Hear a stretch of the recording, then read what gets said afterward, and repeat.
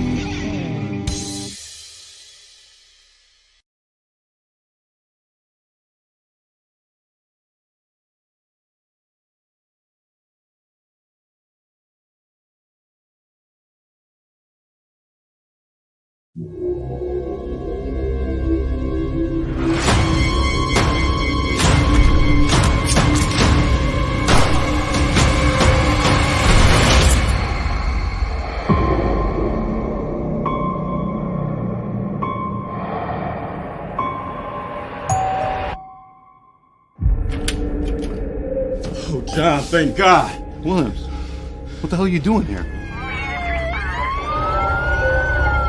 Myers. Is he dead?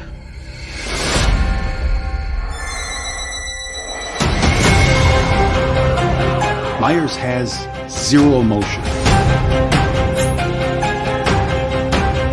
He has no motives. If he sees, he kills.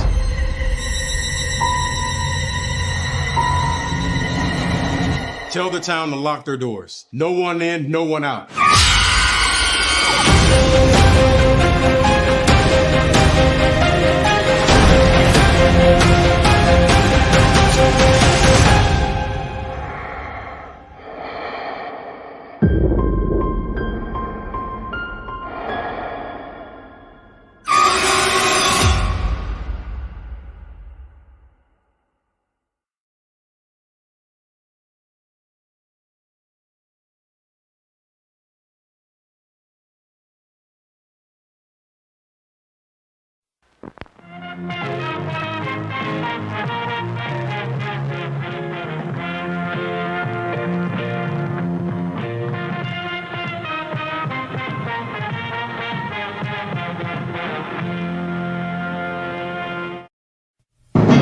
The Jeff Meacham Network's Multiverse of Media.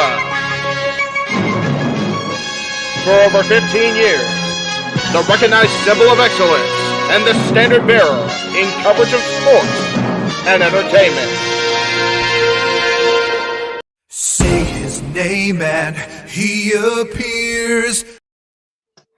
I believe in Jeff Meacham.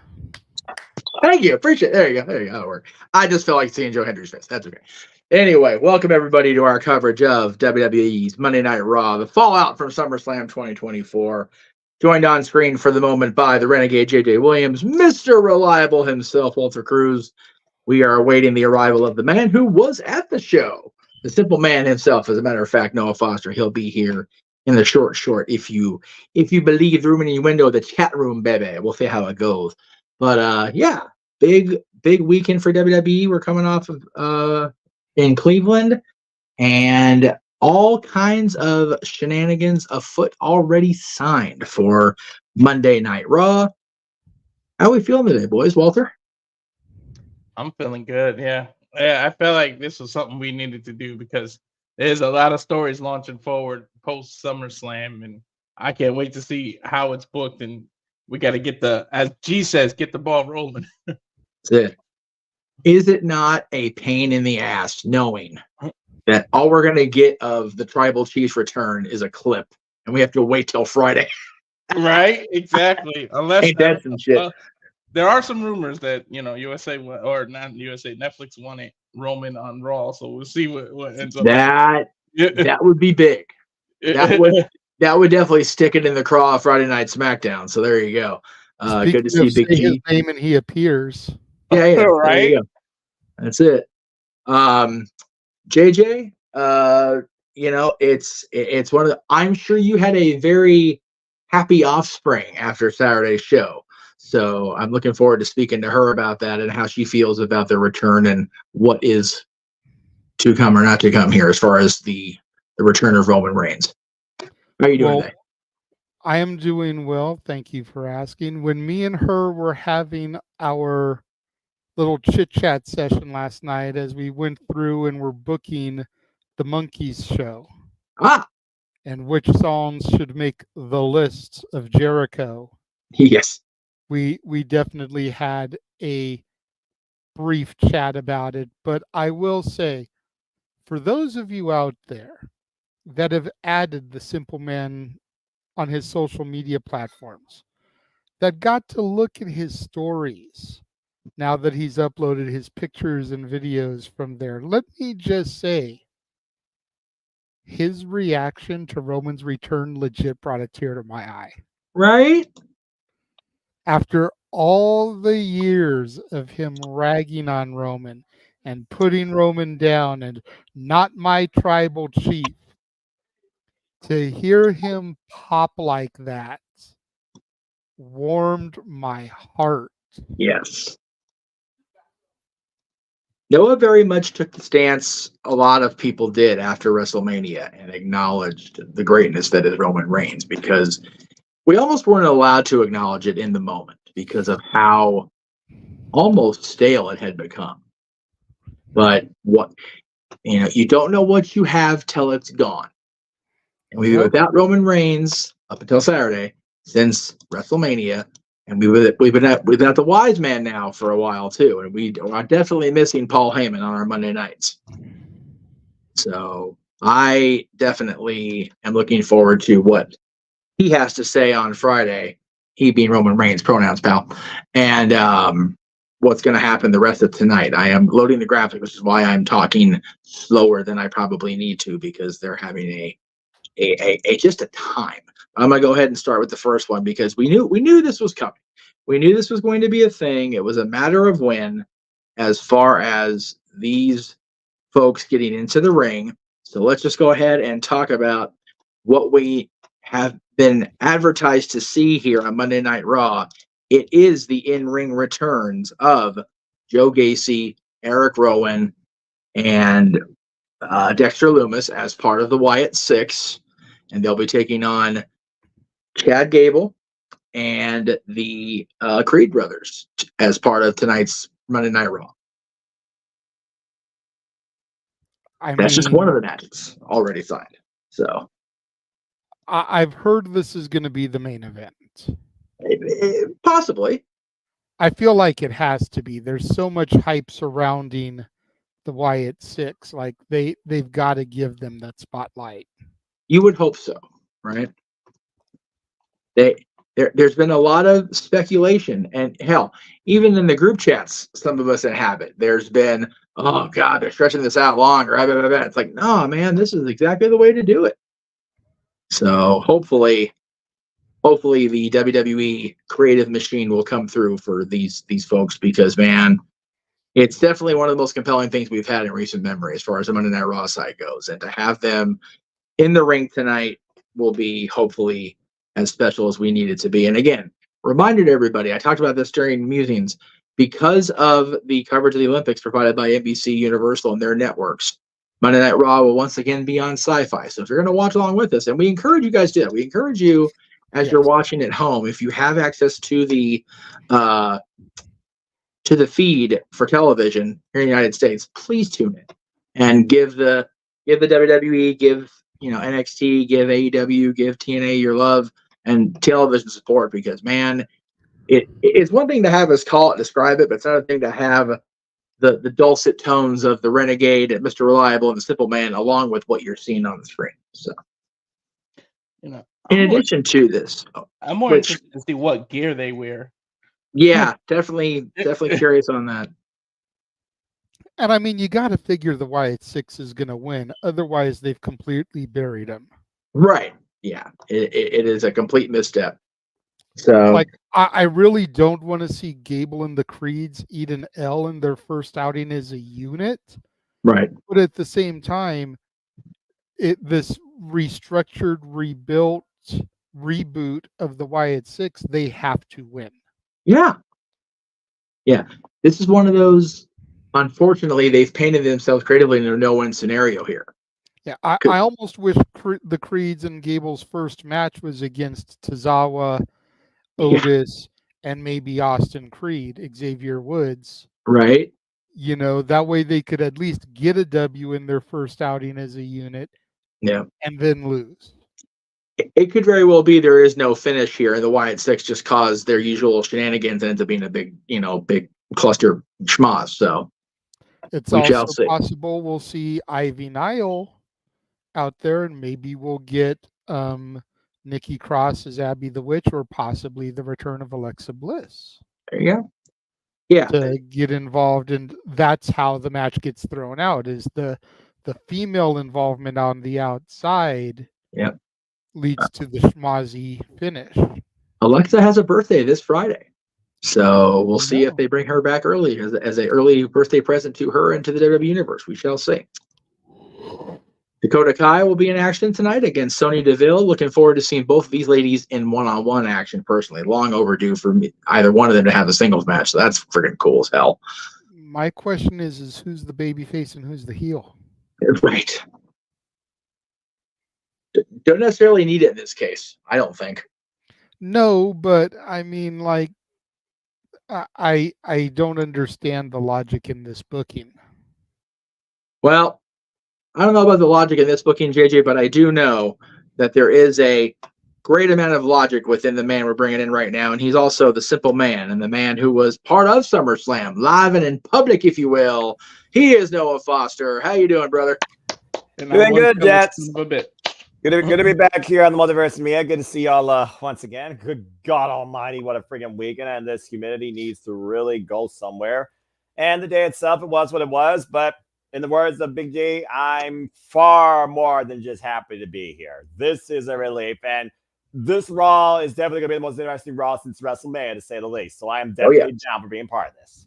So before I get too far into the weeds of you telling the story of your weekend, let me just congratulate Noah, right? 18 hours of sleep.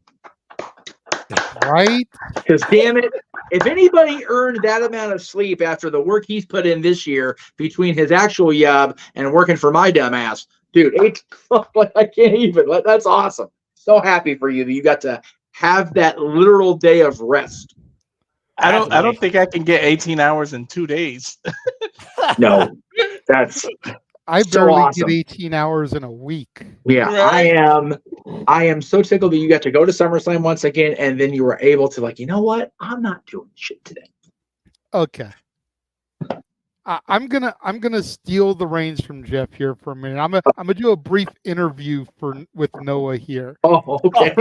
First things first. I'm gonna tell you, like I told Jeff and Natalie in private, and like I just said on the air to everybody before you popped in here, before I start asking questions.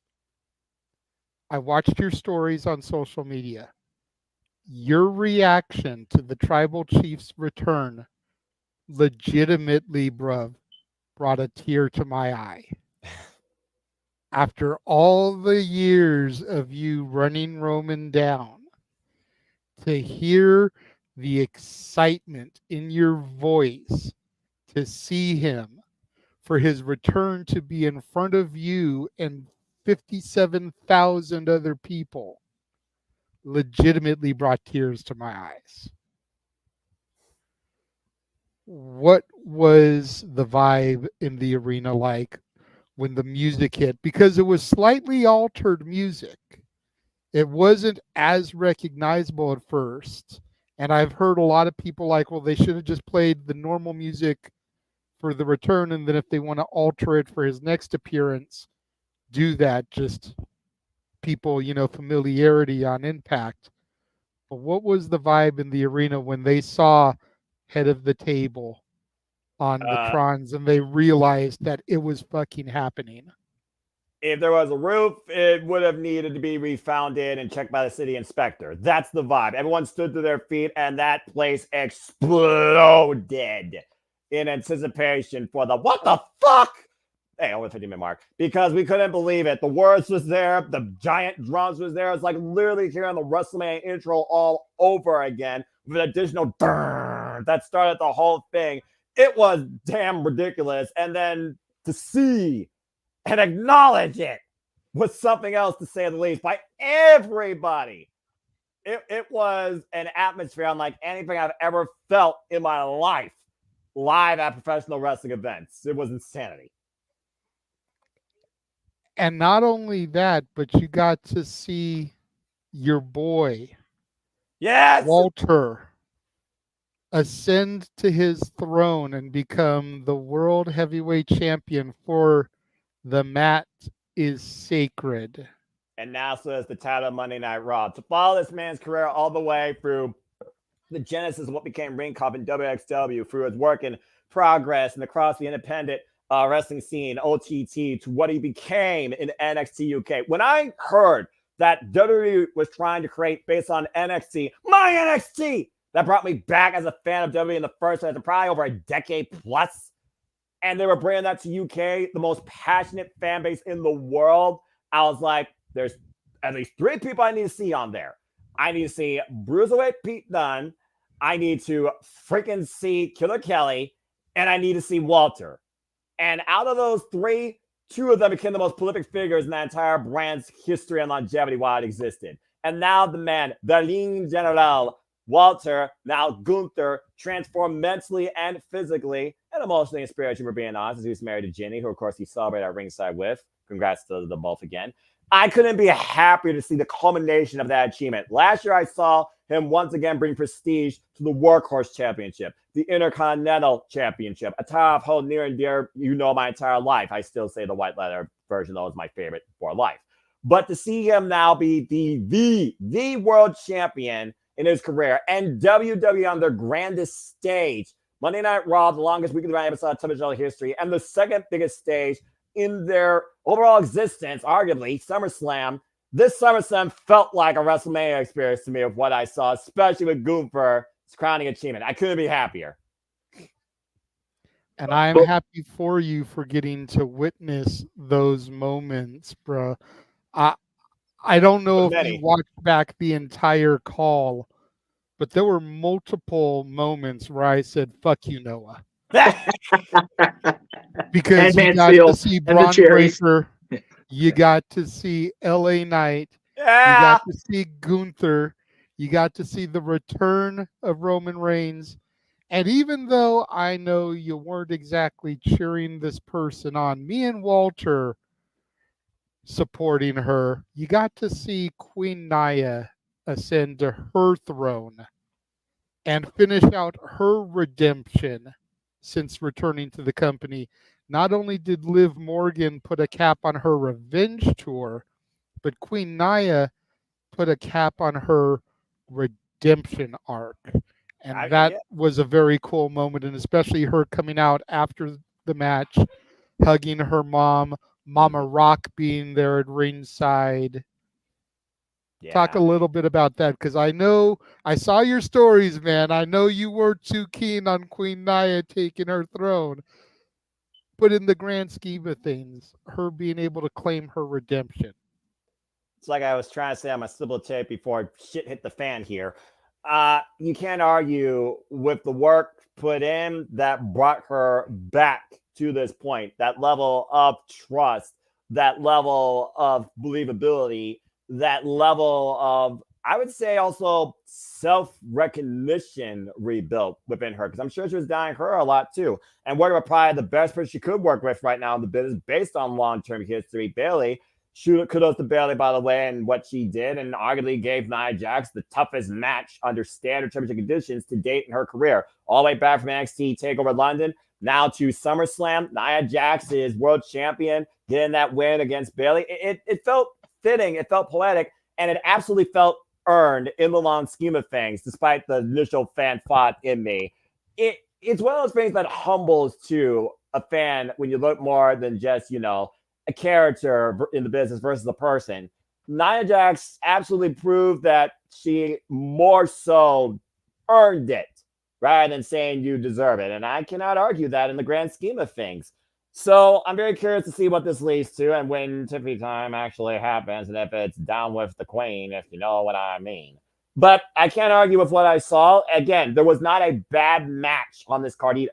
Again, I'll say it once, I'll say it again. This was the greatest live wrestling experience of my life from WWE, arguably across all things wrestling. And I've seen stuff from TNA and AEW, not AEW pay-per-view. That's all different echelon to get to. But arguably, WWE, this was the greatest thing I saw ever since Triple H brought back that passion to me for WWE on the grand scale that he started with back in friggin' Black and Gold NXT. You're nice. I couldn't be happier for everything I saw, and honestly, I'm humbled to have seen that happen for Nia Jax. She absolutely earned it. And I see Walter's hand up, but it wasn't no cakewalk for Nia either. It took 3 annihilators. Yeah, I mean, I'm about to say, barely power slammed that freaking woman to oblivion, I thought. The amount of punishment that Nia took while dishing out goes back to how far she fought as a challenger, but also how difficult she made it for the champion, which is hard to say when you put anybody against Nia Jax and that she's going to be the force that can't be opposed. Barely came extremely close on multiple occasions. If she hit that Avalanche Rose plant, I think it would have been Bayley's night. But clearly, that was not the story to tell. There you go. Go ahead, Walter. Thank you for being so patient. You're muted, bro. Fuck. Before I ask the question, I was going to say Bailey had all the momentum until that Tiffany fake out cash.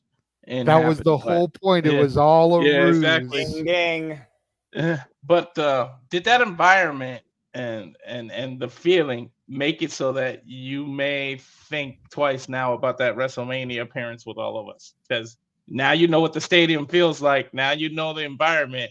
Did that bug bite you? And now you might want to go to WrestleMania with us all. Especially now that it is the Triple H era. Last year, we were kind of in it, but Vince still had his hands in the cookie jar. Ever since WrestleMania this year, it has been full-blown Triple H era. I'll say it once, I'll say it again. Triple H is the reason I care about WWE across the board and the grand scale in the scheme of things as a fan of professional wrestling again. I went to SummerSlam last year. It was I went to this year. Holy fuck, greatest live WWE experience of my life. If I absolutely can't afford it, I would love to go see a WrestleMania. But only time and financing will tell, gentlemen. There you go. And Safet did bring it up in the chat. The betrayals of Dominic Mysterio and Finn Balor. For those that are wondering, because yes, I watched the wrestling, but yes, I actually did see him react to the entire Dominic Mysterio, Liv Morgan embrace that was on the Titantron. Took a picture of it too because I couldn't believe it. I think I was cussing out more than Michael Cole was. I knew it was coming, but damn the feeling. And the gas, the audible gas with that lip seal. It was poetic in storytelling. Looks like we lost Jeff for some reason. Not sure what happened there. But anyway, as you were trying to say before I gave you the live gas atmosphere reaction, again, the Cleveland Browns Stadium, 57,000 plus, they're pretty much into the entire show, probably most of the night, except for the time they went to go, take a breather, because again, it was a 4-hour plus long actual pro wrestling show with 7 matches, and we literally were at the crossroads of the show with Bayley and Nia Jax. So, but yeah, that first match though, that end moment, that was the first time I heard a unanimous reaction, and it was quite interesting to be a part of. All right, what's going on? All right. Anyway, JJ, I hope you have room in your house for Dom, because he's gonna need it, because he's gonna be running from Rio all night today. I mean, the thing is, though, is he going to be running, or is he going to be feeling that confident that he has literally surpassed mommy? Mommy can't touch him. I mean, it's one of those things where a child thinks they could usurp their parents when they get out from underneath them. Mommy now on the bottom, not on top. But I don't know if Dominic Mysterio is going to feel even more self-confident versus self-fearful, because he said, and I quote, Liv Morgan gets me. Someone tell me that Morgan's been influencing more Dom than meets the naked eye, to say the least. But JJ, I gotta ask you, man. I mean, were you? Let's be honest, you're a man of storytelling. We all saw the story coming, but when you saw the moment, were you as viral in your statement in reaction as Michael Cole and Pat McAfee? I was off the call for that one. Oh, who was on the call for that? It was Jeff and Walter for that one. Oh, because of what Jeff has requested of us in being overtly negative towards talent. I stayed off on that one because I didn't want to be that guy. Oh, I see. The whole versus storytelling versus. Oh, okay, that's fair.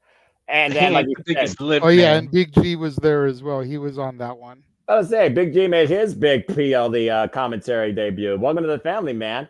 I saw snippets. I didn't know that they did actually the entire first match. So good job, Big G. That being said, y'all have much more tame, casual flow and chemistry, which I like. That's a nice adjustment, especially in my fatigue state where I was just clipping you guys for the bus, just trying to keep my eyes open on the way of the ride. And yeah, Big G, that's going to be a party. I expect you to talk a lot in German. That being said, and confuse me. But again, JJ, you talked about the betrayals. That wasn't the only betrayal. When people saw Finn Balor put the foot on the rope, and then we see the Titantron replay, the people started saying, "You fucked up. You fucked up."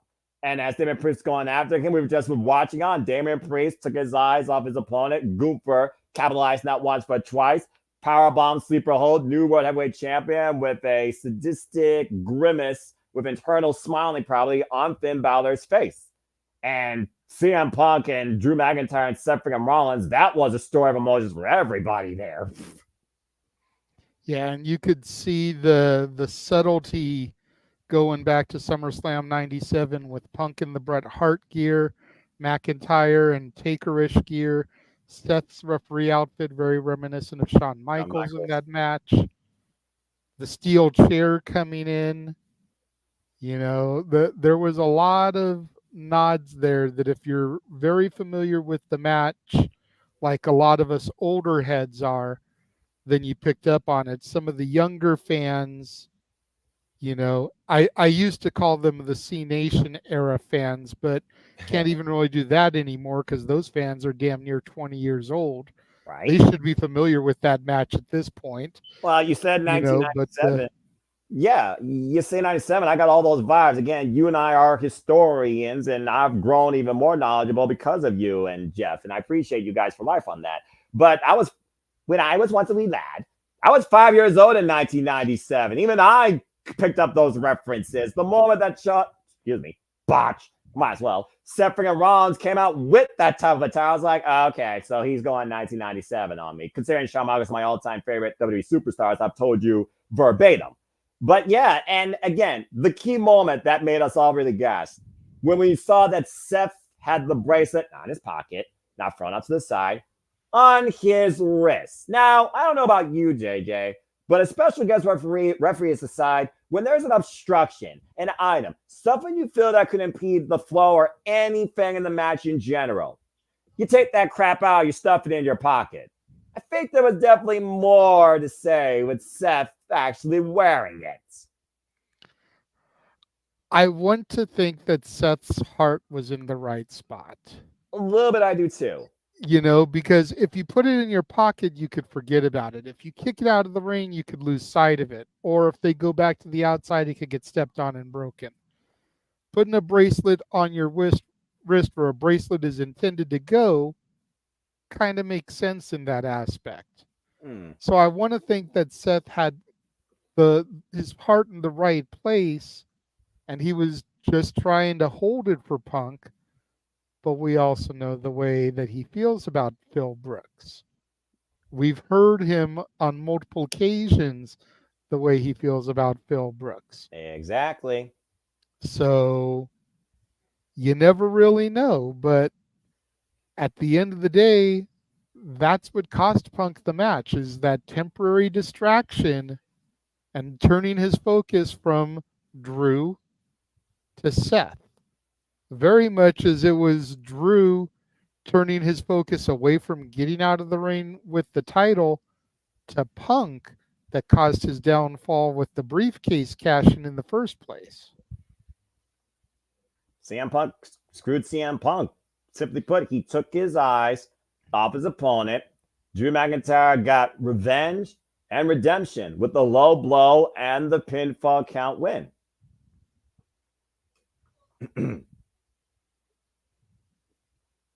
It was a very unique story that played out. And you got all the CM Punk hits during the match. You got the elbow drop. You got the Anaconda Vice. You even got the GTS.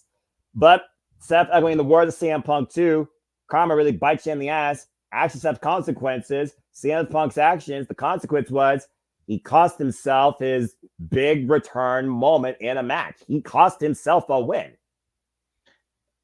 Hey, he may be free of drugs and free of everything, but I mean straight edge. But anger can be a drug, and you got it. And anger was blinding, and as my name implies, he was blinded with rage and didn't think, and it cost him his return match. And so you got to be smart. You got to be able to keep your emotions in check in the middle of combat, and then after you win, then you let your emotions take over.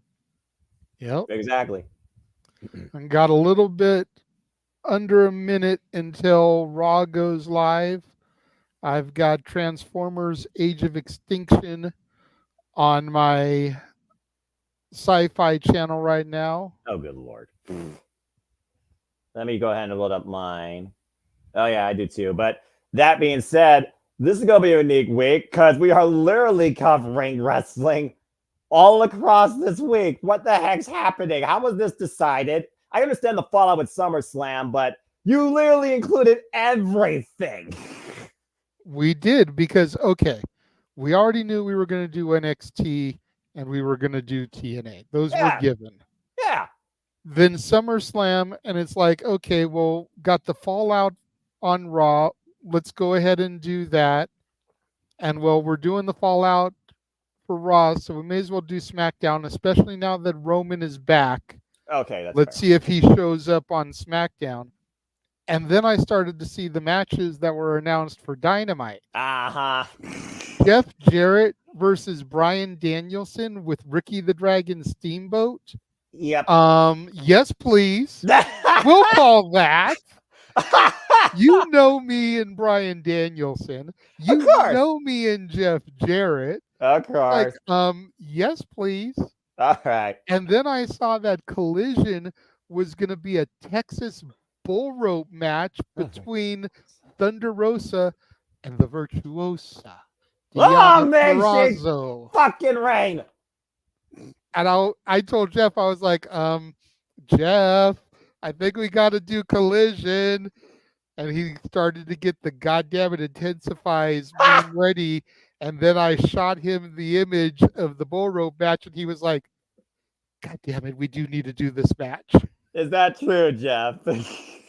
And then while we were doing that, we saw Title Tuesday. We saw the 5th anniversary show. I found the graphic for them in Toledo, Ohio for Collision, which I sent you privately.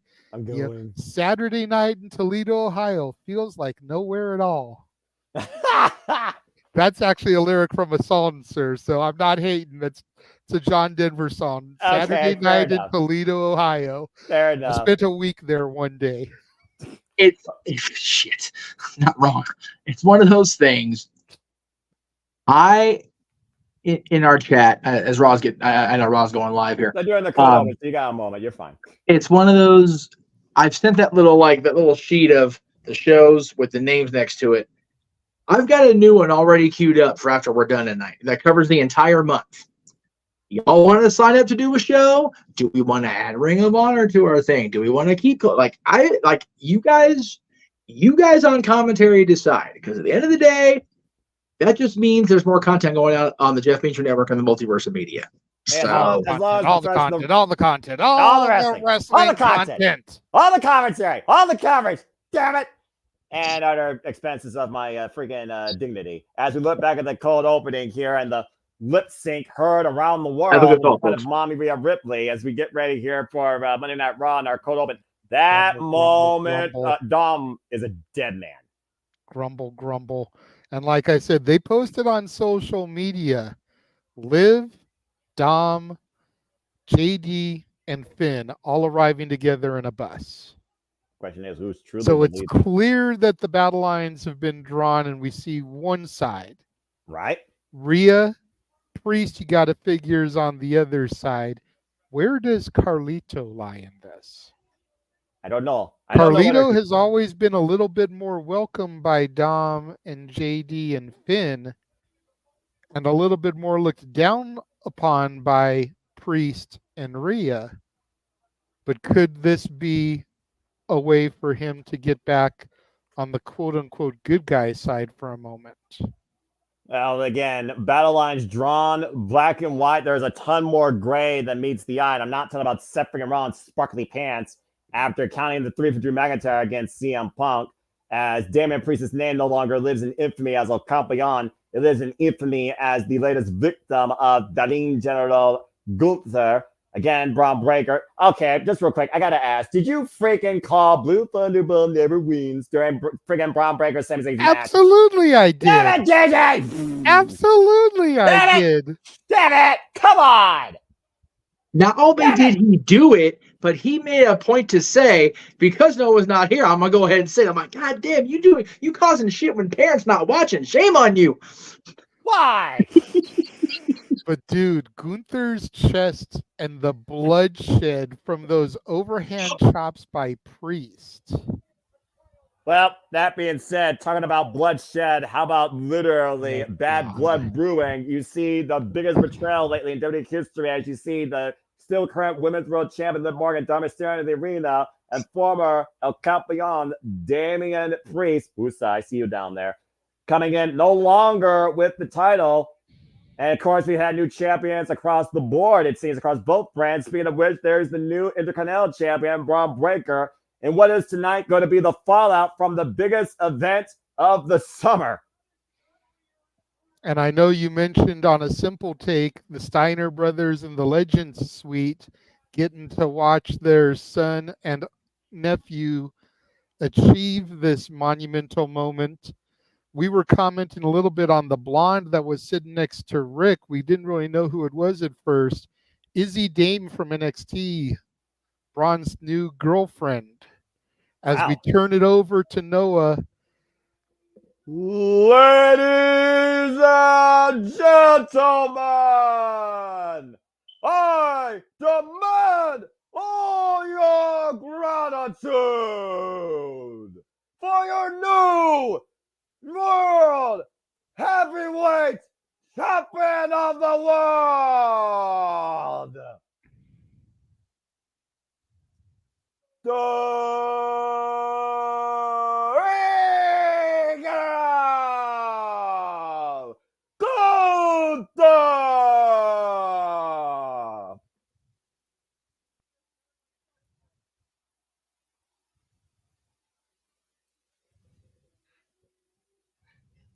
That is the greatest sight I've seen in WWE this year.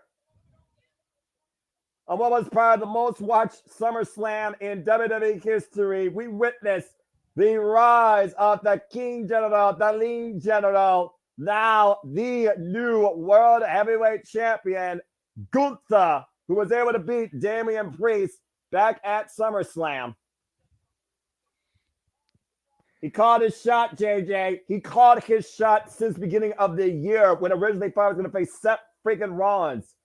He said he was going to become the World Heavyweight Champion at SummerSlam officially when he won King of the Ring, and he fulfilled that self-promise.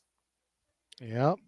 And you know, I know that Imperium turned their back on, excommunicated Giovanni Vinci, but I would love to see a backstage photo of the three of them now that Gunther is world champion, just for old time's sake. You know he's got to be so happy for the Ring General as well on a personal level.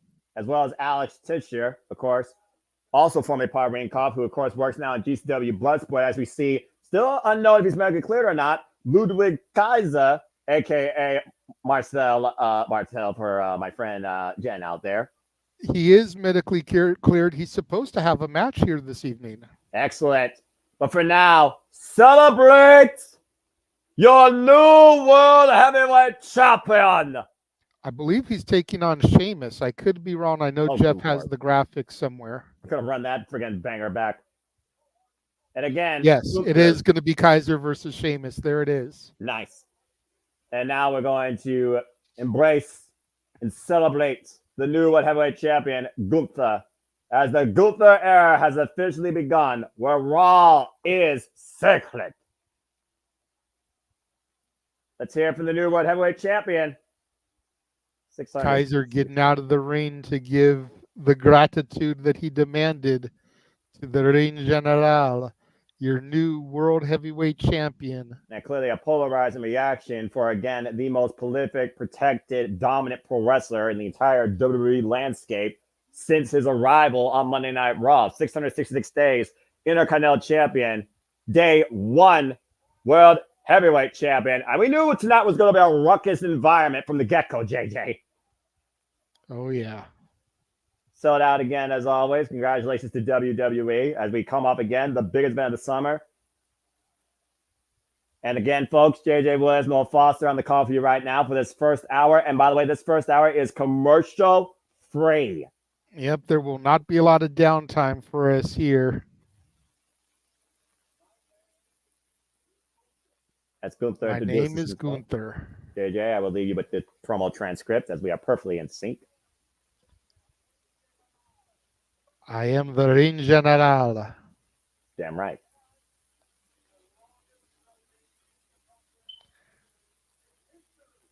I am the longest reigning Intercontinental Champion in history. I am the King of the Ring. And now, I am your World Heavyweight Champion. Kaiser outside the ring gives a round of applause, a standing ovation, as it were.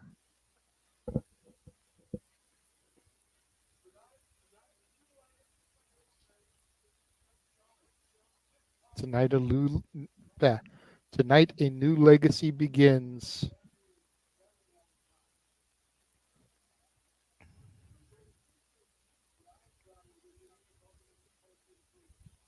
If you think what I've done with the Intercontinental Championship is historic, then just watch and see what I'm going to do as the World Heavyweight Champion. Oh, good luck to the entire WWE locker room. Right? I fully expect Gunther to hold this title till at least WrestleMania, if not next year's SummerSlam. Yeah, I got at least a year and a half on him.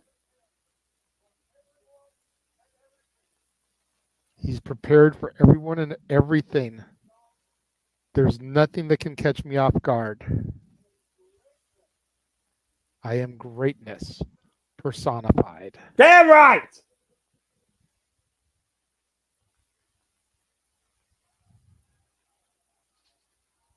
Witness the greatness that is the Ring General. Finally! Crowned rightly so. I'm almost waiting for somebody to come out, some kind of music to hit. So from this night forth, Monday Night Raw, and the legacy of this great business, of this great sport, and the World Heavyweight Championship belong to me.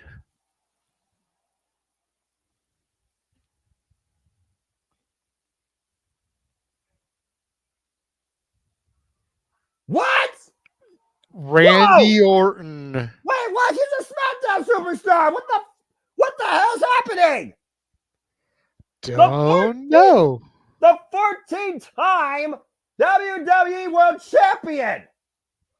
Oh, shit. Wait. My mind's going off here. JJ, Randy Orton was the last victim of Gunther in the finals of King of the Ring. There's still controversy regarding the Viper Randy Orton beating Gunther fair and square that night, clean as a whistle. They have not visited since. Yep. And that could be exactly what they're going to play off of heading into possibly Bash at Berlin. I mean, what bigger coup for Gunther than for his first title retention to be against the Viper, the Apex Predator, the Legend Killer? I mean, though Randy Orton's been very busy these last few months since King and Queen of the Ring, dealing with bloodline warfare on SmackDown alongside Cody Rhodes and Kevin Owens.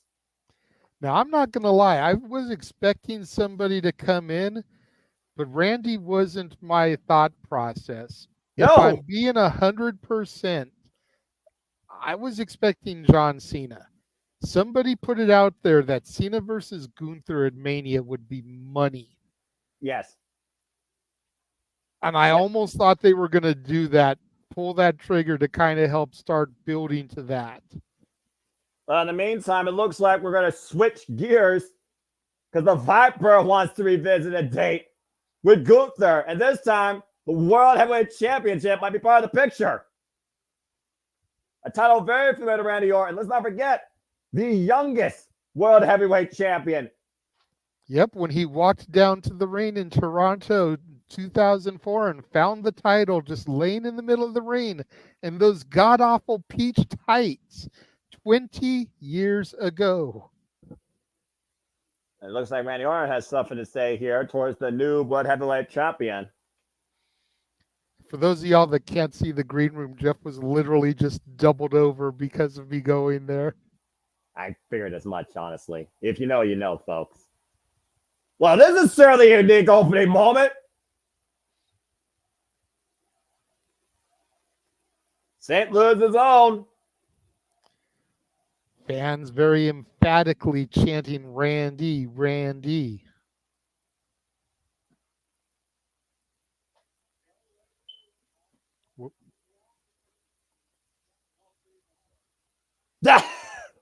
Okay, so it wasn't just me that was caught off guard. Good. Randy wanted to congratulate him. That being said, that title Damn right. looks mighty fine hanging over your shoulder. He said German shoulder. You're a good-looking champ.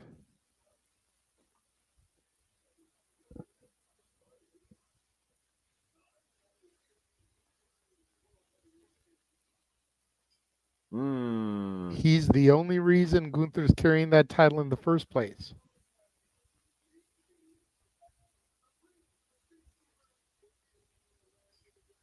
Referee decision. You got your title shot at SummerSlam because you beat me at King of the Ring, but did you really beat me at King of the Ring?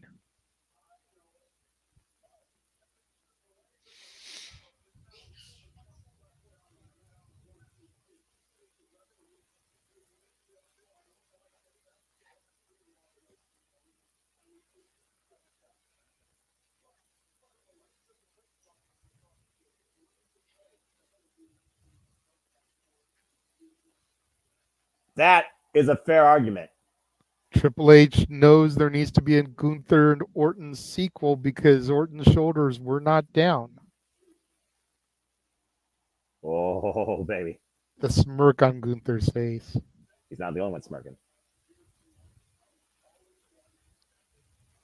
He's calling in the sequel, the rematch. Oh, where?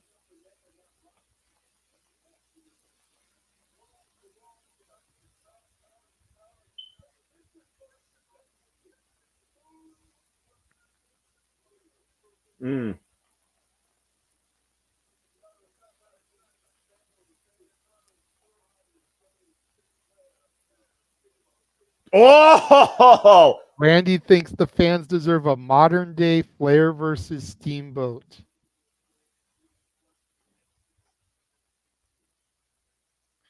Orton knows he can fill one of those roles, but can Gunther?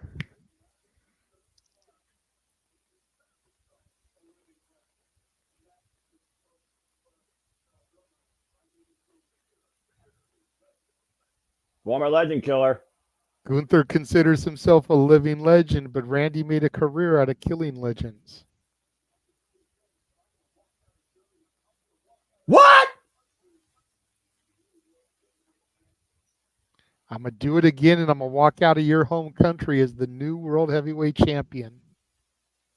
For those that don't know, Gunther is from Austria, which is in Germany.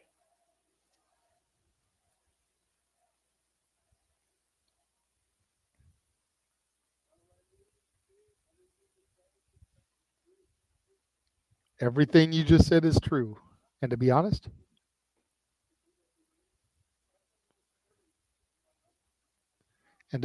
not beating you clean has left a little stain on his record.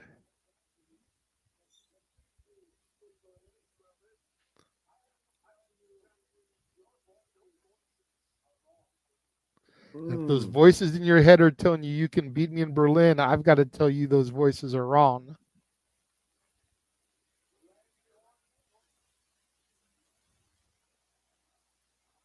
Uh-oh. Crowd chanting RKO now.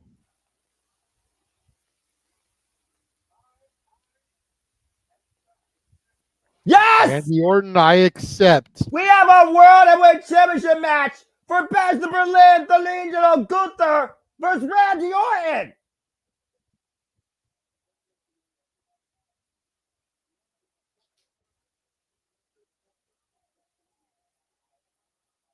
And Gunther saying nothing, absolutely nothing catching me off guard.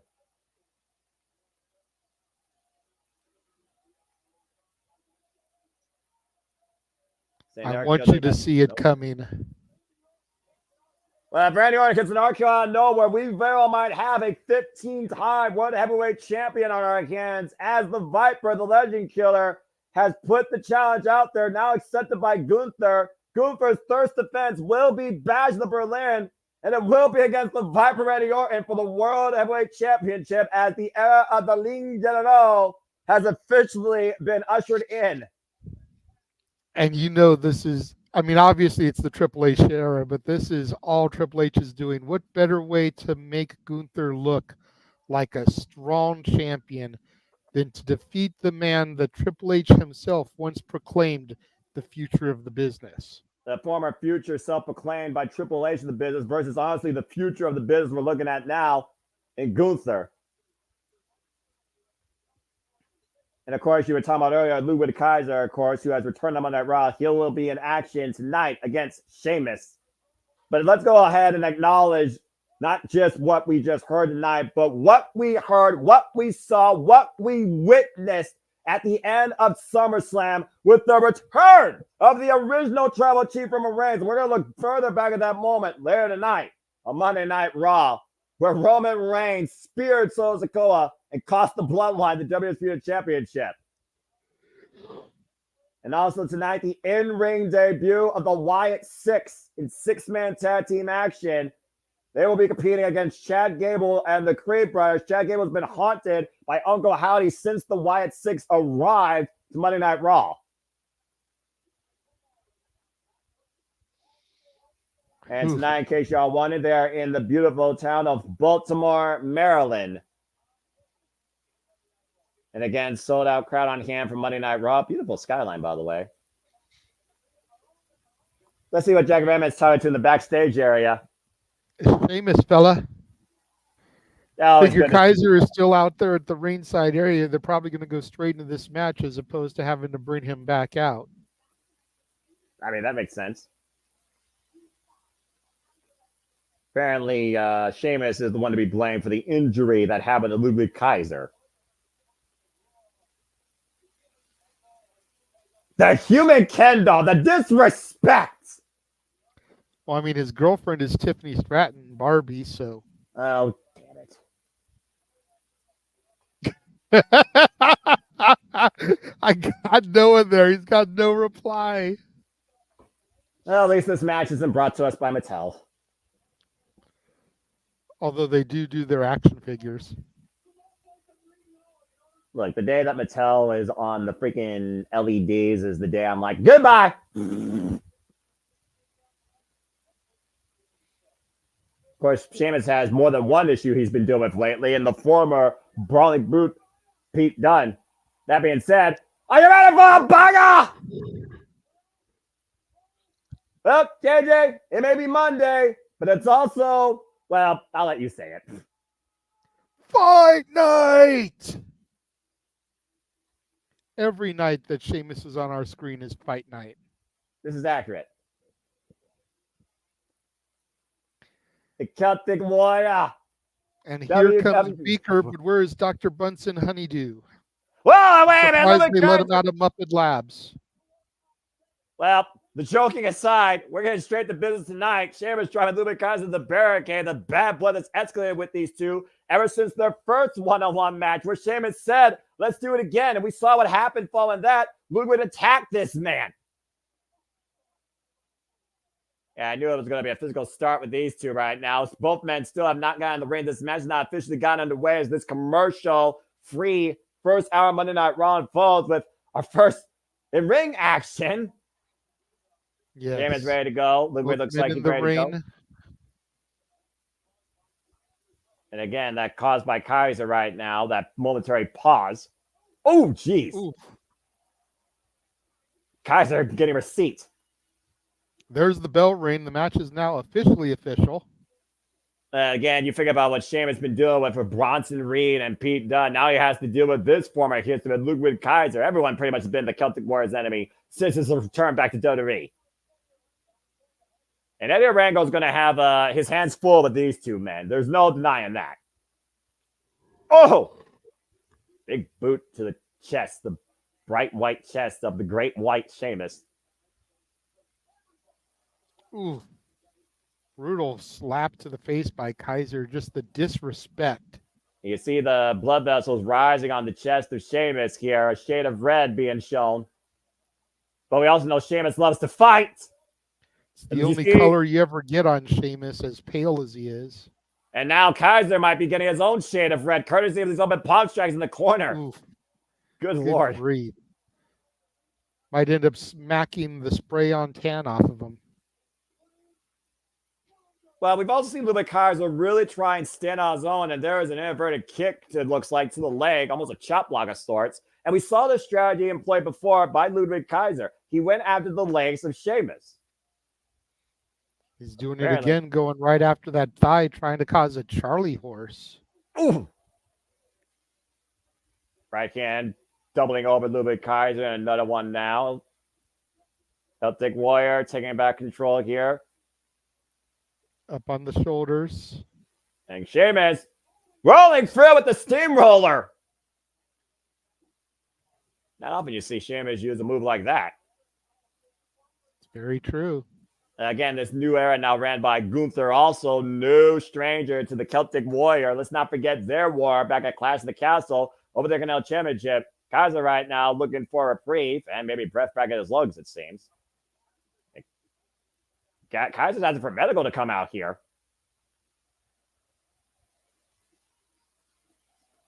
It's all a ruse. Kaiser is playing mind games with Sheamus. Yeah, clearly. And right now it's working. It's allowing Kaiser a chance to recuperate the advantage. There we go. Kaiser driving. Shot to the head. And I think he drove Sheamus' head into the steel ring steps, JJ. I'm not sure how much impact that actually had. It was pretty much like a light stumble back, but still, contact is contact and steel is steel. And we've also seen what Ludwig Kaiser's done before with men against those steel ring steps, including, you mentioned his name earlier, former tag partner Giovanni Vinci. Kaiser running around the ring. The other side drop kick at Sheamus against the steel ring steps. Jesus, could that be it? He's just got to get Sheamus back in the ring. Around this point in the match is probably when they would go to commercial, but remember, this first hour is commercial free. Well, see it again here. And again, folks, we got our first match made. I imagine the main event for Bash Berlin, which we will cover here, the Multiverse of Media. Special start time, of course, because they are in Germany, and that will be Saturday, August 31st. Count of 7. Sheamus trying to get back in the ring here, JJ. Kaiser get a count out, and he breaks it at 9. The last possible second. It's sliding underneath Kaiser the going right back to him. Those kicks. And Kaiser just teeing off right now. Taking control of the Celtic Warrior here. Calls himself the definition of European excellence. Wants to wipe that silly smirk off Sheamus' face. Oof. Former rugby player, of course, teeing off here against Sheamus. And right in the eyes, wrenching of the nose, pointing the elbow to the top of the chrome dome. Across the forehead almost to Sheamus.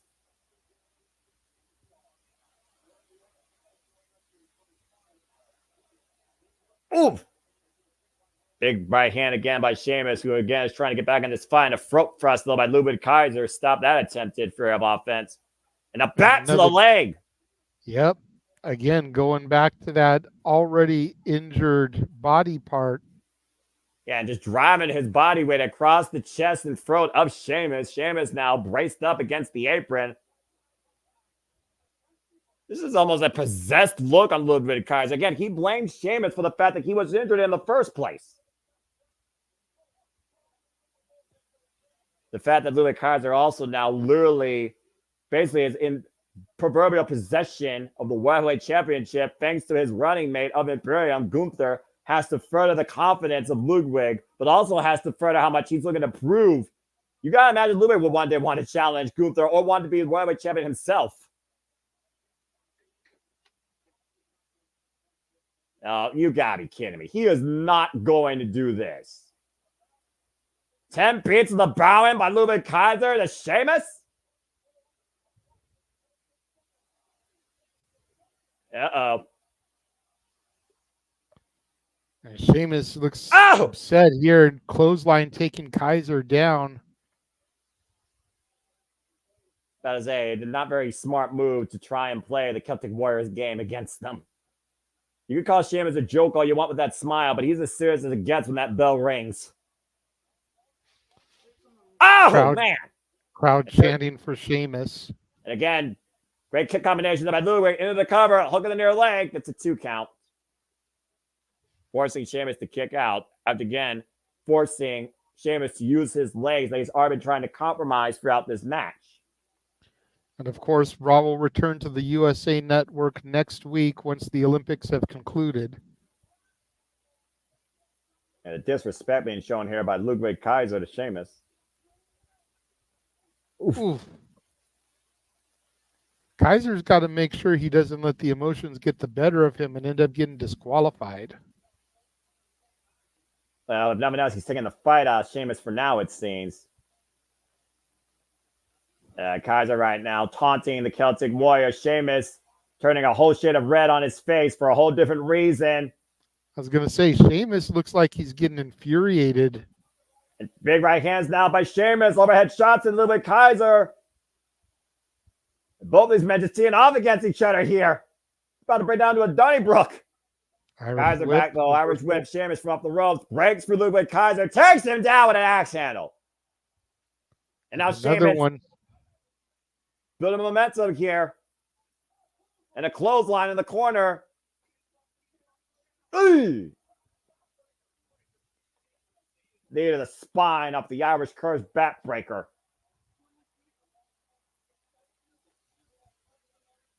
It's almost one of those fans. Ludwig Kaiser just helped Sheamus here get this bit of energy back. Now up in the Celtic cross position. Oh, God. Able to counter right now. Teeing up against Sheamus once again, though. Sheamus has Ludwig hooked up. Uh-oh. What noise? Covered by Sheamus. Hook the near leg. Kick out by Kaiser at 2. It's a hell of an opening matchup here, JJ, as we expected. Yep. Irish Curse backbreaker couldn't do it. White Noise couldn't do it. You got to figure at this point, Sheamus is looking for the brogue kick. But again, were those legs damaged enough where he can't get the full extension of that? Take a look at the replay here, though. Beautiful Irish Curse backbreaker. Deep hook of the leg, 2.5. That's probably why he's been trying to avoid it and hitting him with everything else. But if nothing else is working. The cloverleaf might work. Sheamus is going to sit down deep on Ludwig Kaiser's back. And Ludwig right now on his side, though. Trying to somehow find escape here. Turning Sheamus around and finds a way to force the rope break.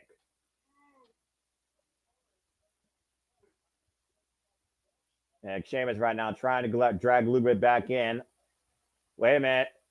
Now Sheamus has him set up. Going to go.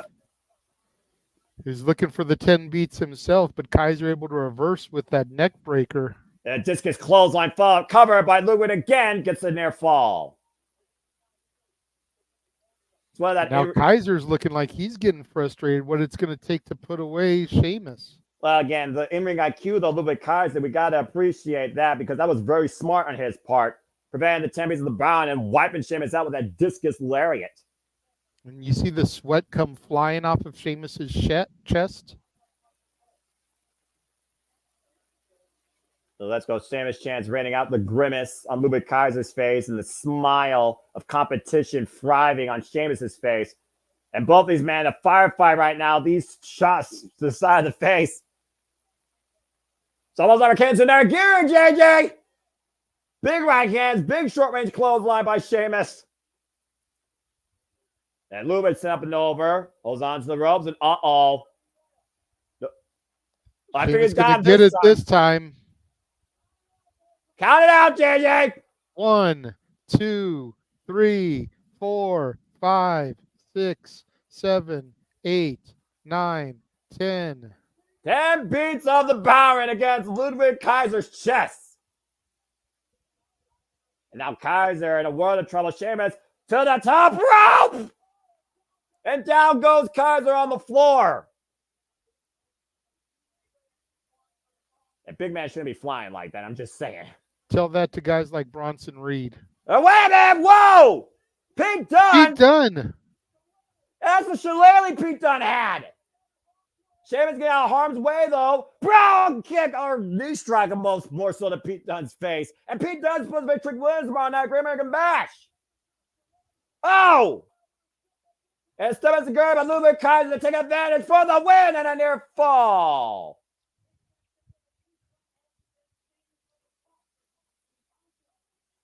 And Kaiser, to your point now, looks literally apoplectic. The bad blood that Sheamus had against Pete Dunne almost cost him there.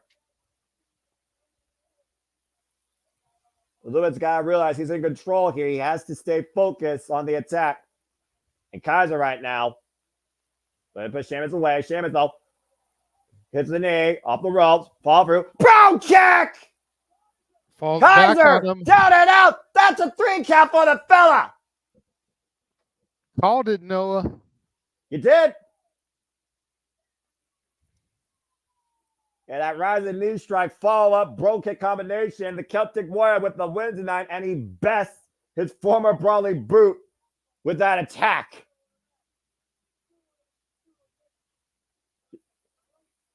And Ludwig Kaiser, though, great effort here, though. But Sheamus with the win tonight here on Monday Night Raw. And clearly, Pete Dunne is not finished with Sheamus yet.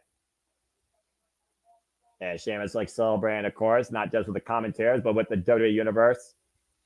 With Pete Dunne slated to take on Trick Williams tomorrow, you got to wonder if Sheamus may get involved and repay the favor to Pete Dunne.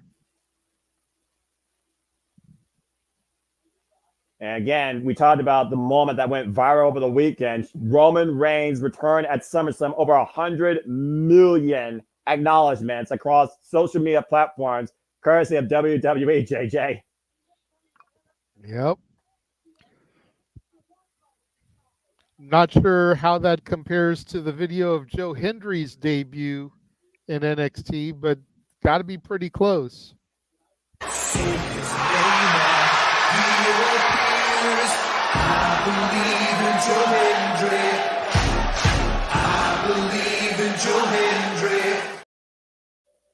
Again, do you believe? But do you also believe in long-term storytelling?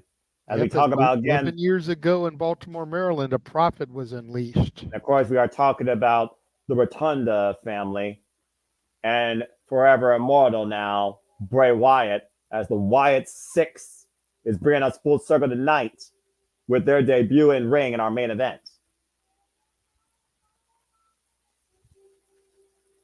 Tit! When I first saw the Wyatt family in NXT, I knew that this was going to be a wild ride, to say the least. Definitely. The symbolism of that lantern.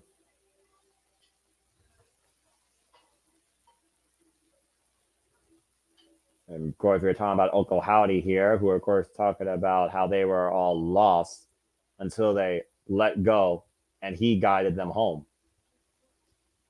We saw firsthand what these guys were capable of last week on Monday Night Raw against Chad Gable and the Creeds. Eric Rowan, Joe Gacy, Dexter Loomis, Sister Abigail, Uncle Howdy. They're here.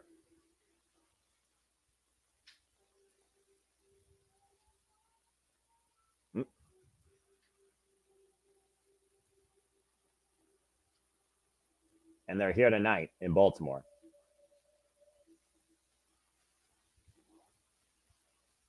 WWE's Reckoning's here, JJ. And Chad Gable, again, was one of the very first victims of the Wyatt Six arrival in those backstage assaults. And the Creed Brothers apparently have trusted Chad Gable and his tutelage and looks to fight alongside him tonight against the Wyatt Six in six-man tag team action. Of course, we talk about, again, how we cover all things wrestling here, all things combat sports, including UFC. Shout out to the champ here. It looks like we got a little social media thing for our Marshall Maffers here. Yep. Talk about dominance across the board in all sports here.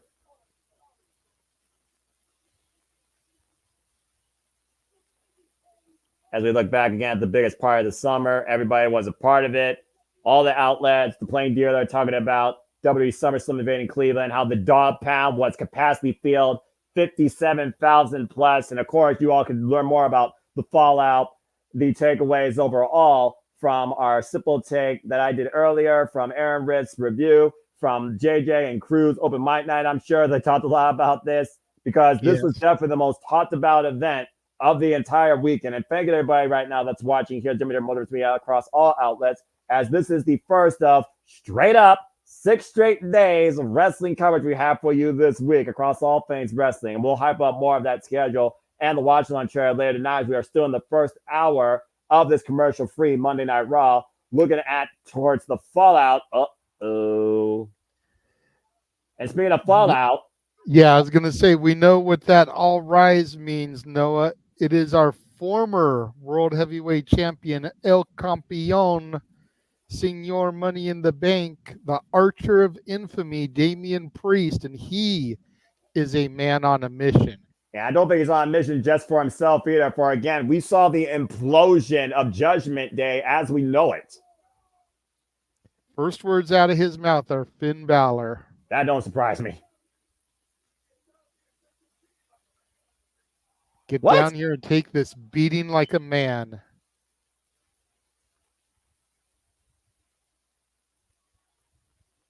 Hey, well, you did say earlier, they all are here. Is this for real?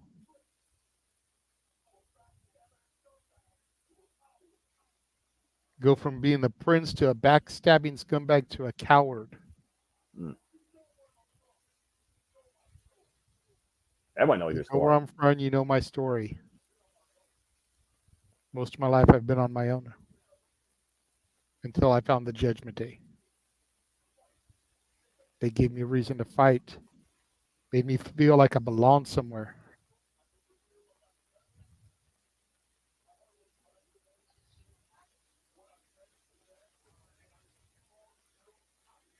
Go check out that documentary, folks.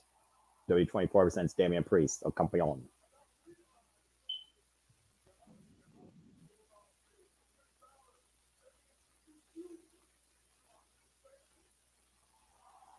Damian Priest introduced Finn Balor to his family, the people.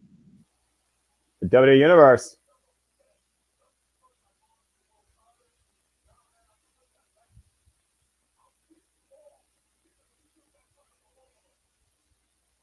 Pissed off because he took the title from all of them.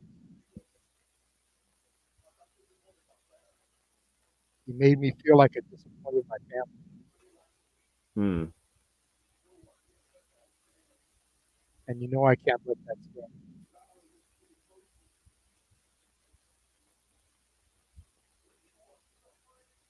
Uh-oh. For suffering, know that I am the reason for your pain. So You get were, your turn, let the meetings begin. you were re-rolling there a little bit, but I heard you. Just a heads up. It was like going in and out a little bit. Uh-oh.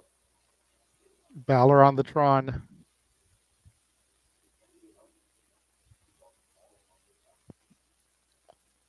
Want you to know you brought this all upon yourself. You betrayed the Judgment Day.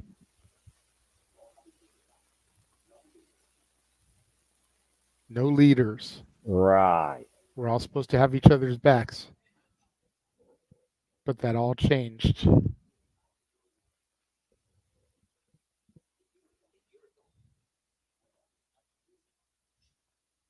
A year ago, I almost became champion.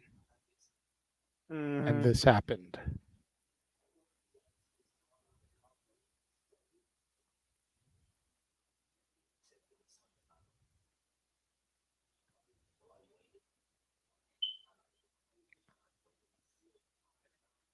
He literally waited a full year for this? Mm-hmm.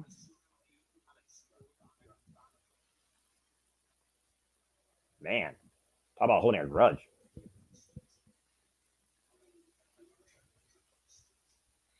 You say you're from the streets, well, now you're just a loser from the streets.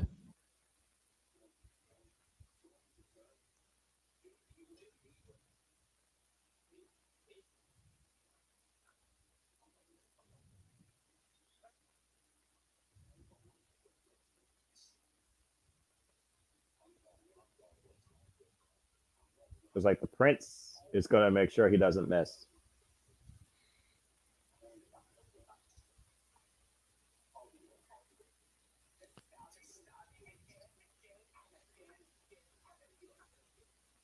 Man.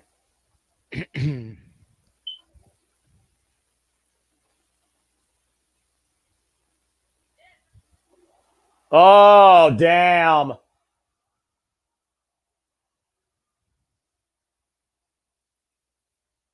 Finn Balor with Dominic, Liv Morgan, JD, and Carlito. Man, oh man. If Damian Priest wasn't driven by revenge now, Finn Balor take out Damian Priest when he least expects it. I'm not the best at reading lips, but I could have swore that Priest said that's bullshit. Even in Espanol, I think you probably are correct. And Damian Priest isn't waiting, apparently, for Finn Balor to pull the trigger.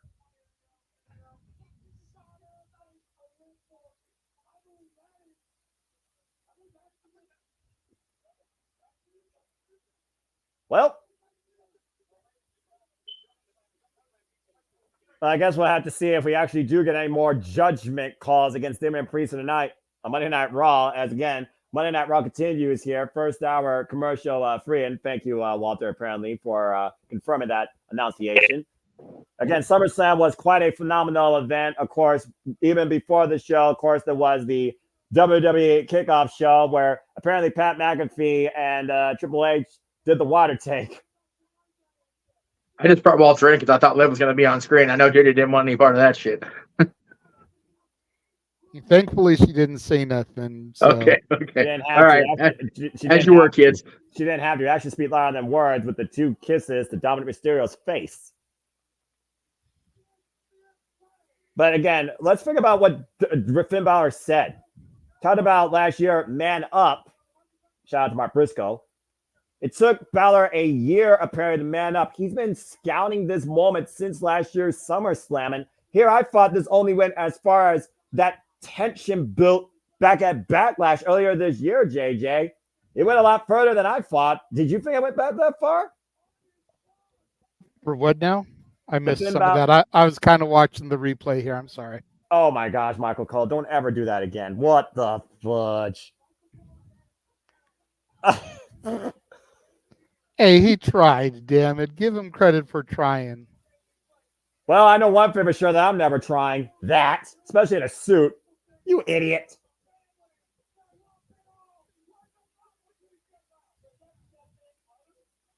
When Scatman was there? Oh, I can imagine what he was faking. And we go backstage to Adam Pearce, and we'll talk more about Finn Balor, I'm sure, before this show. I don't think that's the last we've seen of the Judgment Day. Oh, Considering no, there's I one don't think person that we haven't seen yet. Oh, hello. Big Bronson Reed is not part of the Judgment Day, but he is a big motherfucker. You talked about Sheamus coming off the top rope again. Tell that to guys like Bronson.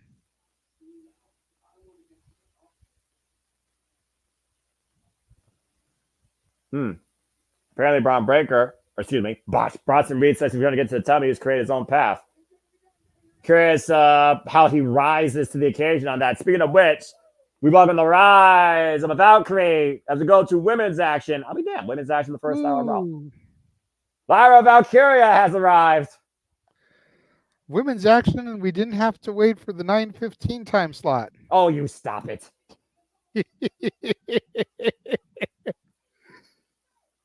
Stop me when I'm telling lies, though, Noah. Like I said, 9 out of 10, you're not wrong.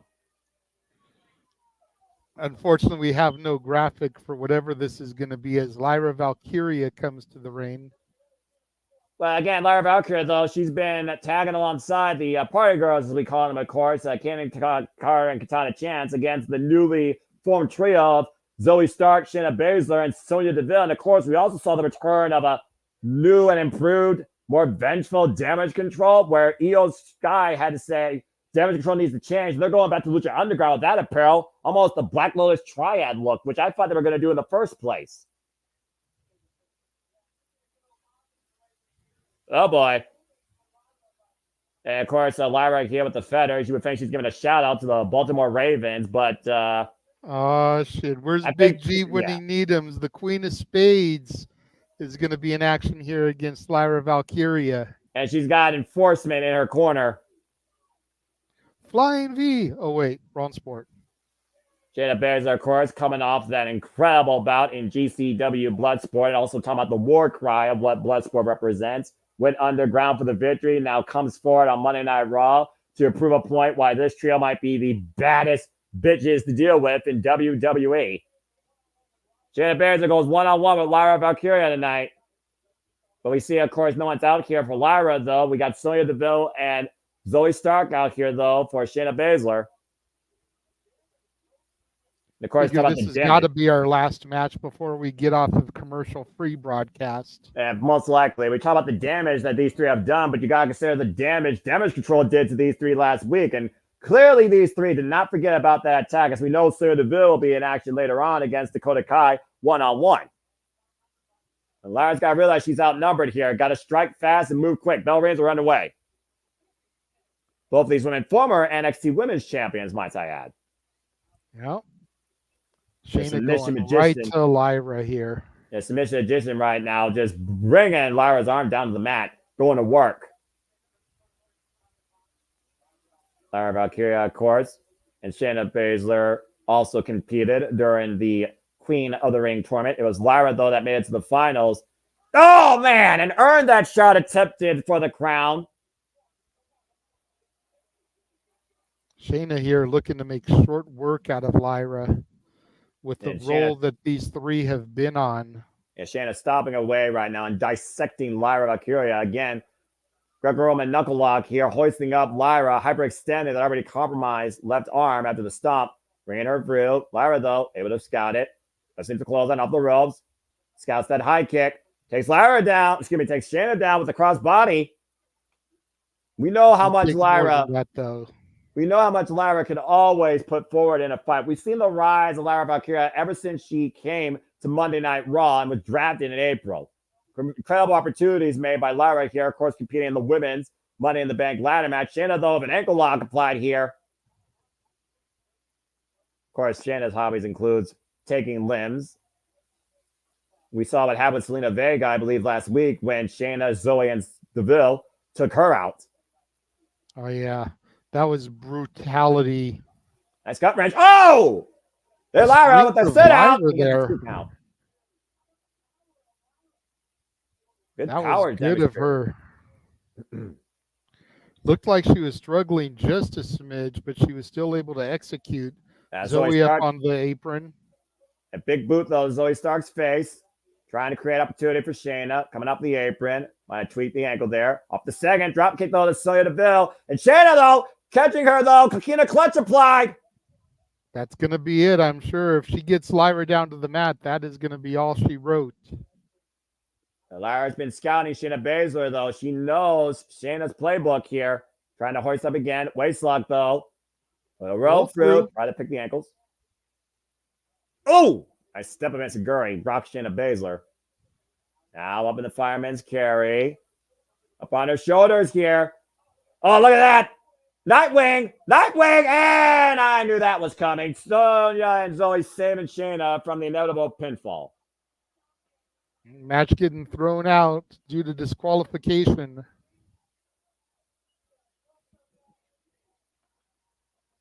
What? Uh-oh. Wait a minute. And here comes Damage Control. Oh. Kyrie saying Io Sky and Dakota Kai racing down the ring. We talked about before. 2 of these 6 women are in action later tonight. Who is the most dominant trio here in WWE? These women battling it out here, and Damage Control getting the better right now of these 3.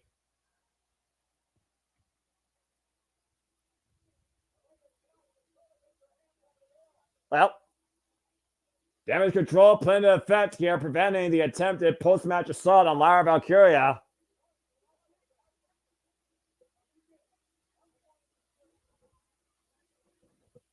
As we get a video package now for the final testament. Yes, folks, that's still a thing. Tick-tock, tick-tock. We have to fix the cuckoo clock. Probably talk about the fallout with Karrion Kross and Xavier Woods.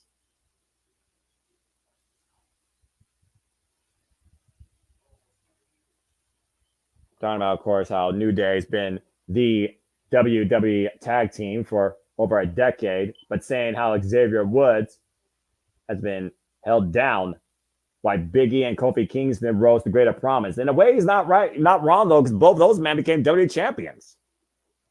Okay, but how long did it take for them? I mean, Kofi Kingston, it took what, like close to 15 years?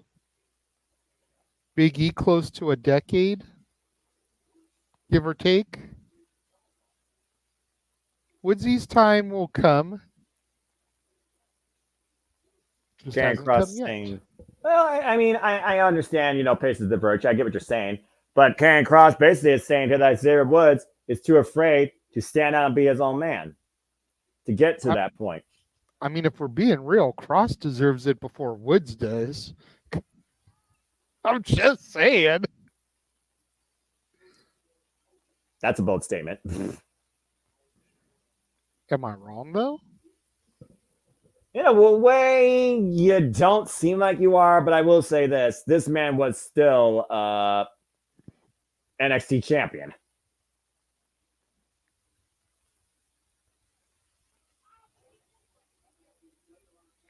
And we see the Second City Saint, the best in the world, walking backstage. Coming up next, we're going to hear from CM Punk.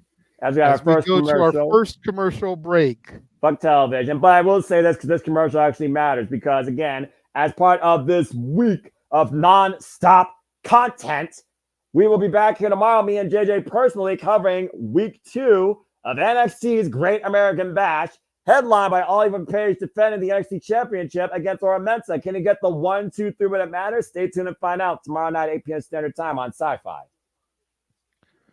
Well, why don't we go ahead and bring Walter in, producer man?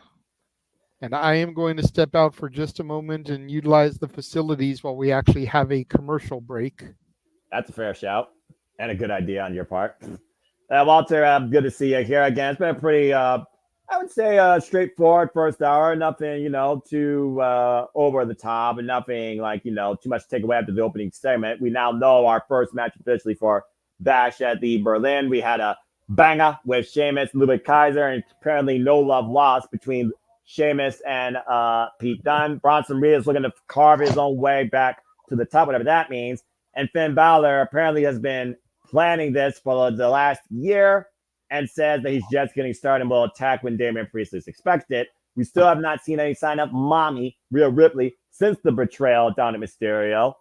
So again, there's still a whole lot that could go down as we still have 2 hours left of Monday Night Raw. What you thought so far about the first hour? Yeah, the first hour was good. I mean, they were commercial free, but they sure weren't ad free because they just kept showing their own ads.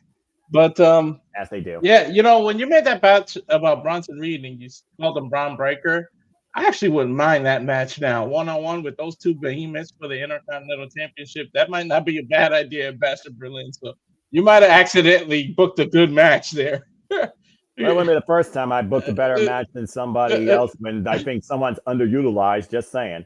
But again, it's a new era right now. The thought of SummerSlam, we saw changes at the WrestleMania. Now we're already seeing the changes tonight after SummerSlam with Gunther as the world champion and Finn Balor apparently taking Judgment Day in a different direction, but not leading it, quote unquote, it seems. How many leaders do you see there on screen? You tell me. Damian Priest, though, ready to rip them all apart.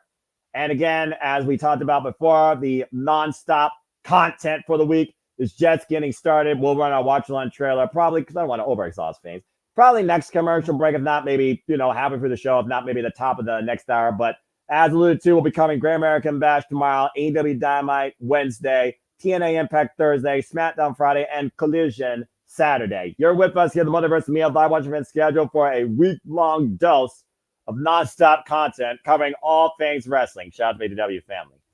God, come. What started as an impromptu NXT watch from us has boiled into covering all week. I'm here for it, man. Hey, I told you before, I'm a lifelong fan of professional wrestling. Damn it. Now I truly encompass all things wrestling, as of course the Olympics encompass all things sports. Shout out to Team USA. I hope they brought home a lot of the gold. Of course, the Olympics are still going on, so root for your favorite athletes in your favorite countries, folks. And at the end of the day, check out Primetime in Paris tonight on NBC and the Peacock, should you choose to watch the Olympics.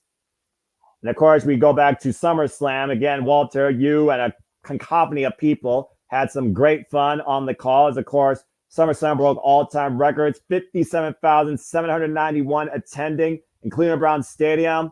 We saw the coronation of a queen and the culmination of a road to redemption as Queen Nia Jax with Princess Tiffany by her side as the new women's undisputed champion.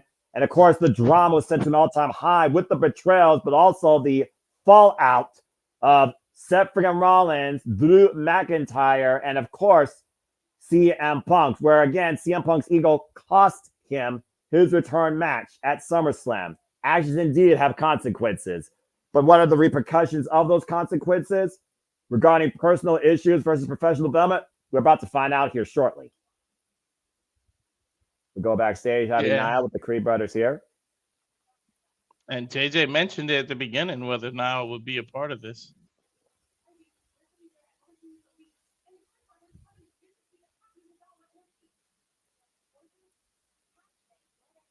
Yeah, I mean, now saying boys are just passionate. This is saying they have a switch that just goes off. Uh-oh. I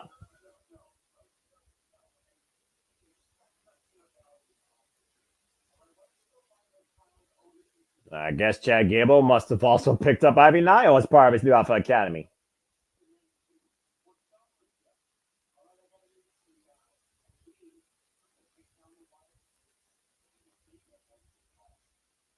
Well, he seems very confident taking on the White Six. Confirmed that that it is the main event, and they say they got their own team that they can keep the name Alpha Academy. So there's a whole new team now. Yeah, we changed the culture. Let's change the mood. Here comes CM Punk. And again, folks, you're with me, Walter Cruz, and JJ Williams through this next hour of normal Monday Night Raw. Hope you enjoy the reactions and the commentary. And we also will say fuck television each time it goes to a commercial break. And of course, you bring me in right when CM Punk is coming out. I see. I knew you guys had great timing. And Monday Night Raw and Triple H sometimes knows how to schedule itself across a 3-hour block when it comes to what you should put up the top of the hour. What do you mean sometimes knows? WWE is better at it than other companies are. I won't name those companies out of fairness, but they are better at it than other companies. Yeah. Mm-hmm. But also 3 hours still is an hindrance to me. Because CM Punk came back last Saturday, first singles match since 2013. And again, personal issues clouded this man's judgment. You said earlier, Walter, Rage took over and it cost CM Punk that match, and Drew McIntyre is still in possession of that bracelet. Yeah, emotions is a hell of a thing, man. It can be blinding. Trust me, I knew. Rage is a reason that they call me Rage. I used to just blind react to things, and I had to learn how to control it. We'll see what Punk does. Slight amendment to your statement, though, Noah. First televised one-on-one match since 2013. Fair enough. Let us not forget that over the holiday tour, he competed at the Forum in LA and the Garden in New York against Dominic Mysterio ahead of the Royal Rumble. Fair enough. Well, let's see what he has to say as JJ can do the translate. He's been doing all the translate for talking, so we'll give it back to JJ for this. Works for me. Why is he smiling? Why is he so happy? We'll get to that in a second.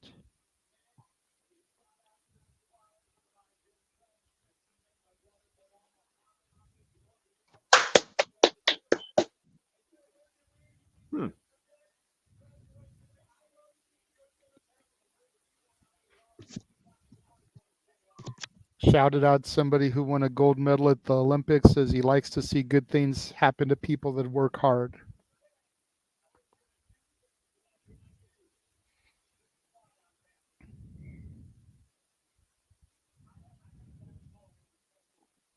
Wow. I haven't been to Baltimore in over 10 years. That's crazy.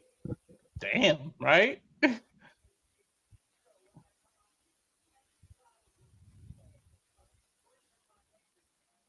And it feeds my ego when 10,000 people are screaming my name at me. Sometimes I think this man has a bigger ego than all you from Page. And right on cue, the audience goes with it. It makes me happy. Losing doesn't make me happy, but SummerSlam wasn't a guarantee. Baltimore Monday night wasn't a guarantee.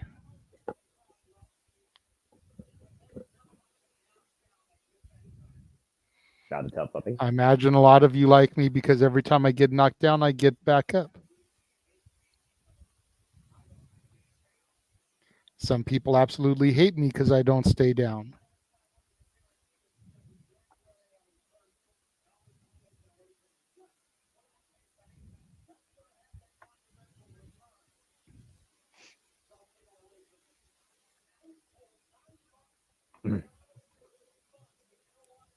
Says he was told in 9 months he'd be able to return to the ring after his Rumble injury.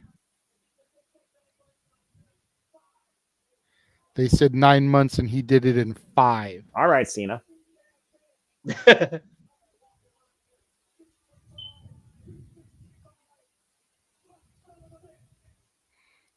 Mentioning how tough Drew is.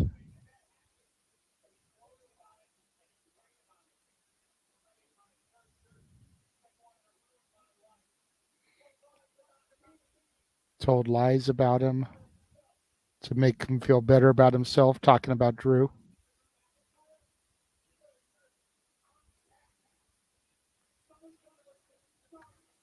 SummerSlam was the start.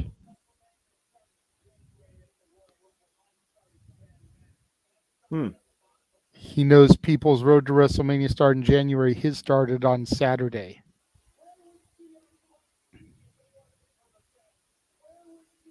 Where would CM Punk be if it wasn't for the fans? Where would CM Punk be if he stayed down the last time he lost a championship? Last I checked, he never actually lost the championship the last time he had one, but that's just me.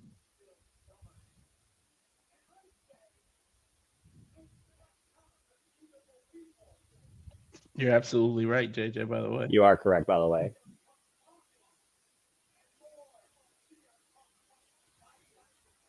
And that's what I'm about. Yep. Packed house wants to see less CM Punk talking and more CM Punk fighting.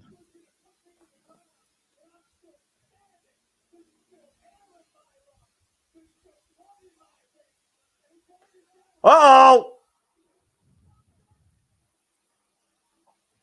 Well, CM Punk did talk about how some people can't stand him. He mentioned Drew McIntyre. I still think the jury is out on this individual, JJ. The man that counted the 3. He is a revolutionary. He is a visionary. At WrestleMania, he was Cody Rhodes' personal shield. Seth freaking Rollins, the man who called it down the middle on Saturday when everybody thought that he was going to be biased. He actually called it fair. That, you know, there are legitimate referees that could take notes from Seth Rollins. I'm not going to name any names. Y'all know who you are. Y'all know who I'm alluding to.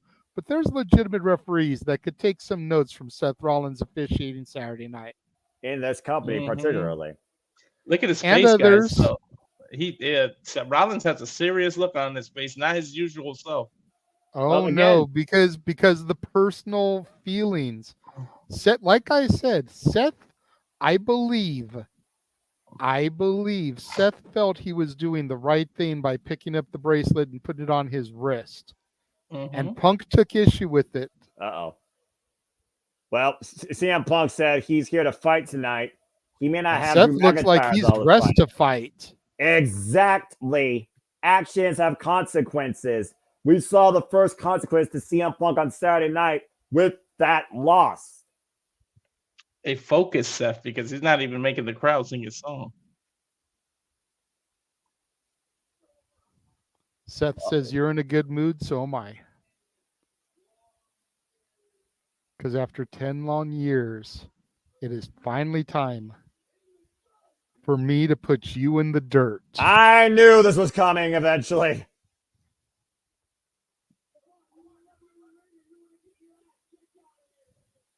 You want to let me in the ring, or do you want to get your ass kicked out here? Whoa! I'm not the one who dressed like a cowboy today, but I'll be your Huckleberry. Let's go. Wait. Here we go. There's Drew McIntyre coming for the audience. Interrupting. Scottish psychopath. What is with all this negativity? Tonight's the night of celebration.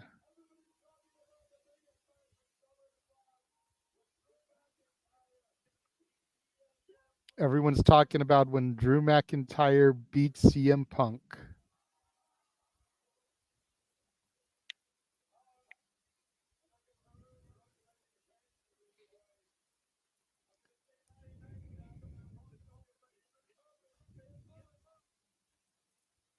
Drew feels he's earned Punk's undivided attention.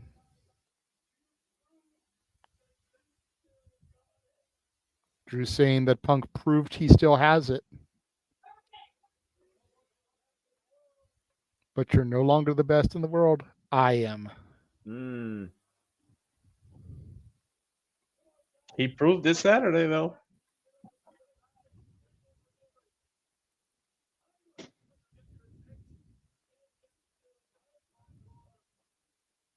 Oh, geez.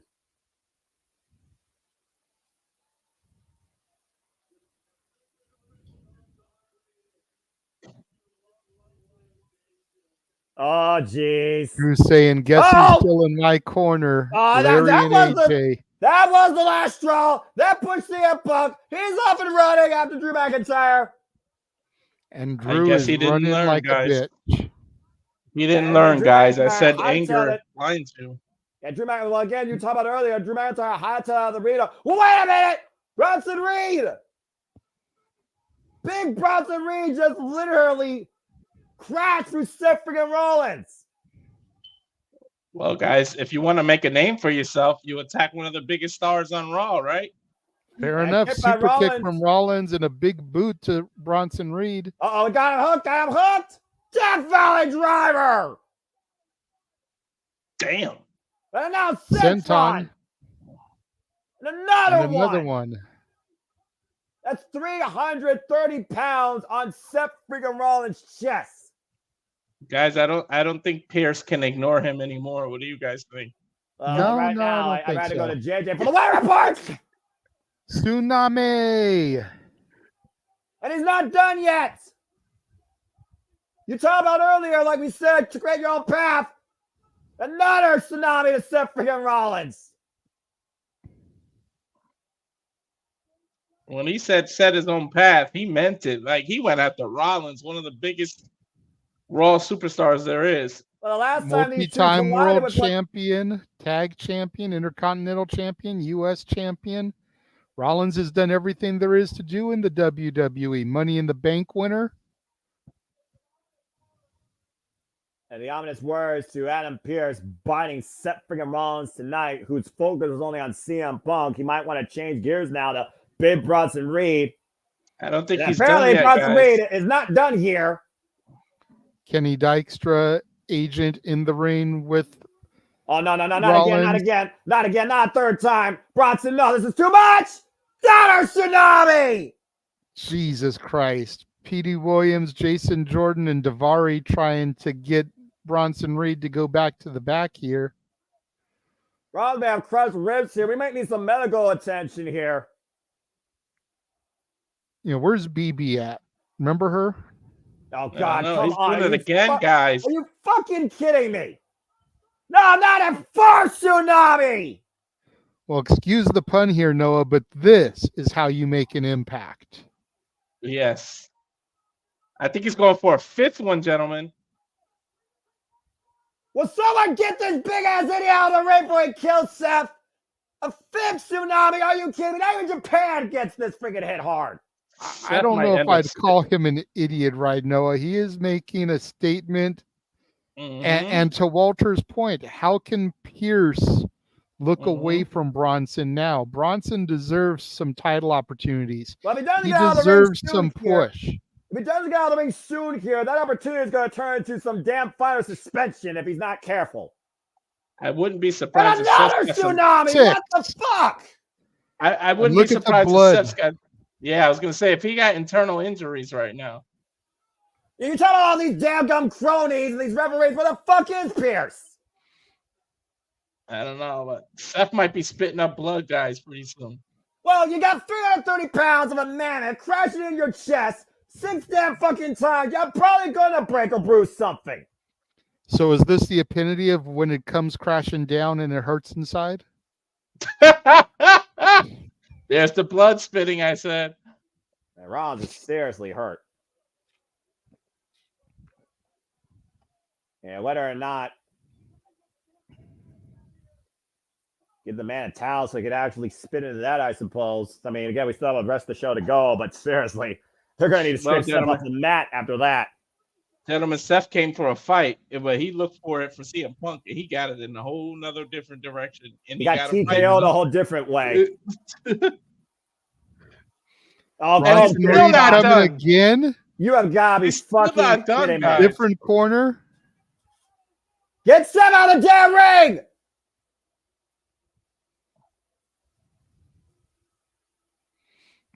Jesus. You know, guys, I think this is just being done to kind of prolong Punk and Rollins. We need to obviously finish the story of Punk and Drew with the way he just chased after Drew, being shown the bracelet and everything. But we got to keep Punk around. So this feud, the starts of this here with Bronson Reed is how we're going to do it. That way we can hopefully hold off on Punk and Rollins until Mania. Yeah, well, Seth freaking Rollins is going to be lucky to breathe the same way again before he can get his hands on anybody after that assault. Well, Rollins is definitely going to need at least a few weeks to heal from some internal injuries there. Well, like I said, is that the epitome of when it comes crashing down and it hurts inside?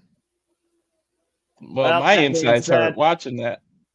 Well, that being said, while you make that reference, I'm going to go ahead and acknowledge this reference. Acknowledge the OTC and the original tribal chief, as again, we saw Sosakola speared into this week. And this coming Friday on SmackDown, Roman Reigns returns home. Tulsa, Oklahoma, Friday at p.m. Standard Time. And of course, we'll be coming here at the Multiverse of Media. And now we got a full commercial break, so fuck television. I'm looking forward now to coming home from work on Friday and seeing the fact that Roman Reigns returns to SmackDown. Mm-hmm. We'll see when Suffering and Rollins returns again with oxygen in his damn lungs after those damn tsunamis by Bronson Reed. How about nearly killing a man? Good grief. Well, anyway, That was a hell of a statement and a hell of a way to get yourself some sort of creativity on Monday Night Raw. Noticed by Adam Pearce and Triple H for that matter. If producer man's ready, maybe all of our audience can be look forward to everything we got coming this week if he wants to run that commercial. Yeah, fuck it, why not? Commercial. Shoot, I'm just here chilling after that. They're gonna need to build some time anyway after Seth Rollins is gonna need a spatula to get scraped off the mat. That being said, why don't we go ahead and promote what's ahead this week only, and then maybe we'll go further out when we get close to the end of Monday Night Raw. Again, JJ, Walter, you, me, and I, and Jeff as well are going to be busy all week long here with all the wrestling here across the multiverse of media. Again, folks, tonight we're coming Monday Night Raw, but tomorrow me and JJ will be back in the seat bringing you commentary for the Great American Bash Week 2. We have Kalani Jordan versus Tam Patrick for the NXT Women's North American Championship. We have the Rascals, MSK, TNA, taking on NXT Tag Team Champions Ashley Nathan Frazier, taking on Wes Lee and, let me make sure I get the name right, Zachary Wentz, because fuck old name changes. And, of course, we also will see if 1, 2, 3 can actually happen when it matters when it comes to Ultimate Page defending the NXT Championship against Ora Mensa, still a dumb name. Not to mention the Battle of Joes, where you either believe in Gallus or you believe in Joe Hendry. Because you got to be the most conflicted person when it comes to that match. I am not. How dare you? That being said, I'm sure more will develop as we get close to Tuesday night with the trios turmoil happening in the NXT women's division. And we wonder if anyone can be on Roxanne Perez's level after Fia Hell's amazing effort, but came up short, left devastated, and didn't answer no questions. Where does Chase U go from here? Only time will tell. We also move, of course, into Wednesday with AEW Dynamite. Yes, we are coming a normal, kid you not, normal episode of AEW Dynamite. What the fuck is happening here in the multiverse of media? What have I started? What has become a thing? AEW Dynamite. But is it really normal, Noah? Is it really normal when you get the American Dragon versus the Last Outlaw? Is that really just a normal Dynamite? Well, with Ricky the Dragon Steamboat? Okay, you might have me there. And also MJF will give us an eliminator match over his AEW American Championship against Kyle Fletcher, and more to come, I'm sure, as we are building our way to All In. Yes, Walter. Those are usually the kind of matches you can only get when you play a video game, and we're actually getting a match like that in real life. Brian said, if Jeff Jarrett don't think I can go all in, I'm going to show you I can go all in. And now he wants to see if Jeff Jarrett can go all in. And according to Jeff Jarrett, he wants us to be anything goes, no disqualification. We're not getting Double J. We're getting the Last Outlaw against the American Dragon. And we'll talk more about that and further stuff here later in Multiverse of Media as we are back from Monday Night Raw. Beautiful overhead skyline shot here, Baltimore, Maryland, home of the Baltimore Ravens. We just saw moments ago, though, a friggin' natural disaster occurred as Bronson Reed, with more tsunamis than Japan gets hit probably in a week, wiping out Seth Rollins and crushing his ribs in the process. 330 pounds crashing into a man's torso 10 feet above you. You don't easily recover from that shit. That wasn't a natural disaster. That was a man-made disaster. Good God. And finally, we're able to get Seth Rollins out of the ring, away from the impending tsunami. And we got medical personnel probably checking on Seth Rollins as we speak. Here's the man I said can't ignore him now.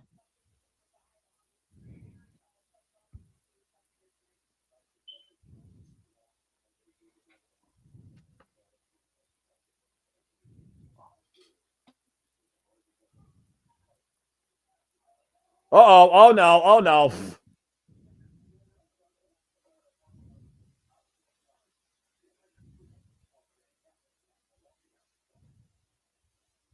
Pierce telling Punk that that Drew is gone. He walked him out of the building. He told Punk to relax. I don't think so. Again, Adam Pearce has his hands full tonight, as usual. Monday Night Raw. Chaos Galore. Speaking of chaos, Final Testament now are standing in the ring, waiting for their opposition as we go back to elimination and try and restore some control here. I'm so over this group. Can this be the final chapter of the Final Testament? Can we just close I the book? don't think that's ever going to be the case.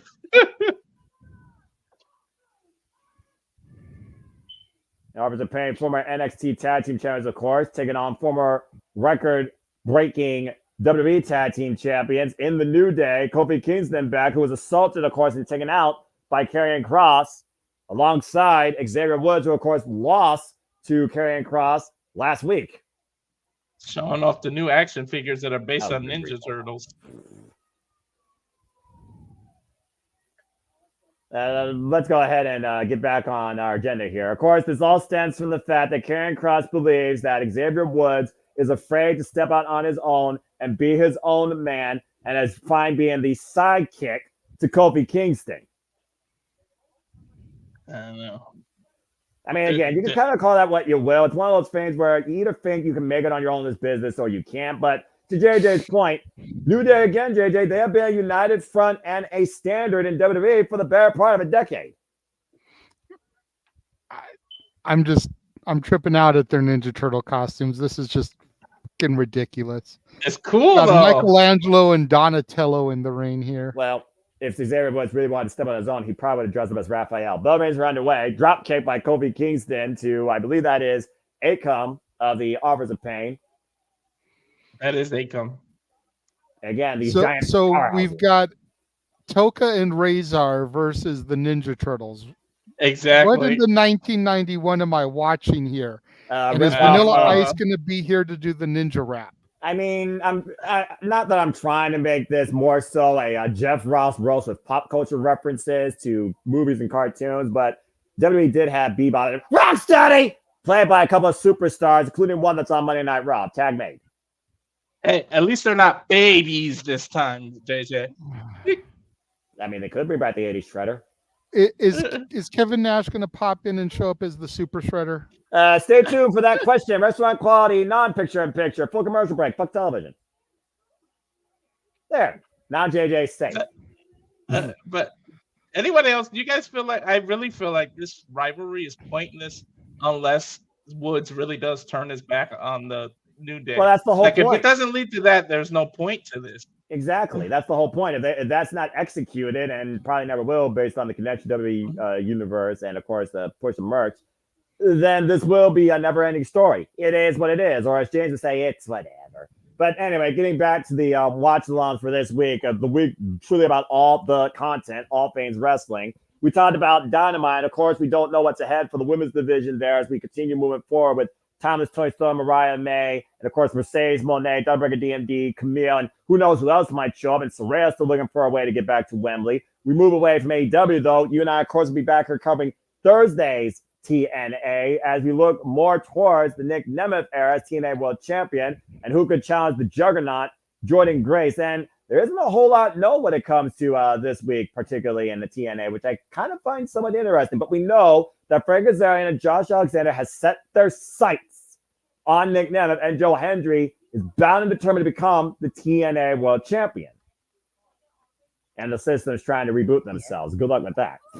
I do know we're supposed to begin the qualifying matches for Ultimate X. Correct. I'm curious to see how those pan out, who's involved in those matches.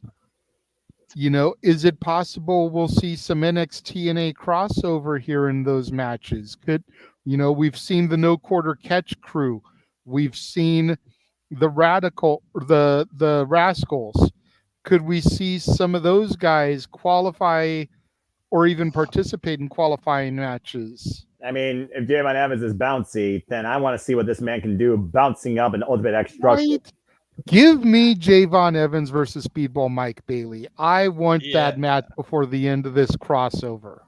I don't think there's no sight right now to this crossover ending, especially after what Triple H subtly said, to echo what you talked about, what TNA gets out of this and what WWE or NXT gets out of this as well. And also Rosemary, who's apparently bringing a death via Black Rose with each of her matches. No idea what the hell's going on with her. And we know that Matt Cardona is back as he crashed the wedding of PCO and Steph DeLander. And I'm sure and then he got injured again. Well, it is what it is. And as we move forward from there, of course, we'll be back here Friday night covering SmackDown with the number one thing we will acknowledge is the return of the original Tribal Chief, where I don't know whether he's going to answer Solo or Solo's going to call him out first. Solo seemed pretty apoplectic at the end of that match. And with Randy Orton's focus now on Gunther, I guess the legacy to be closed will have to be told later. We got to wonder who's next to challenge Cody Rhodes for the undisputed WWE Championship. And of course, I'm sure we'll get the coronation of champion Nia Jax alongside Princess Tiffany Stratton as well. And further fallout to come with our new United States champion, L.A. Knight, which I'm very happy about. Yeah. We're back here on Monday Night Raw. This is not the Teenage Mutant Ninja Turtles versus Bebop and Rocksteady. This is the New Day versus the Authors of Pain and the continued story of Xavier Woods being tormented and questioned based on merit and potential by Karrion Kross. Monday. Well, of course, it's Monday, not them versus Raw. Bebop and Rocksteady. We established it's Toka and Razor. One of them is even named Razor, for Christ's sakes. Like, literally. Kobe looking to make a tag here right now. See if the New Day can bring this match to favorite. A hot tag to Woodsy. And come in the ring. Of course, former NXT Tag Team Champions at top of our former Dusty Cup winners. Rolling elbow strike by Xavier Woods here. But this isn't ninja rapping, it's ninja wrestling.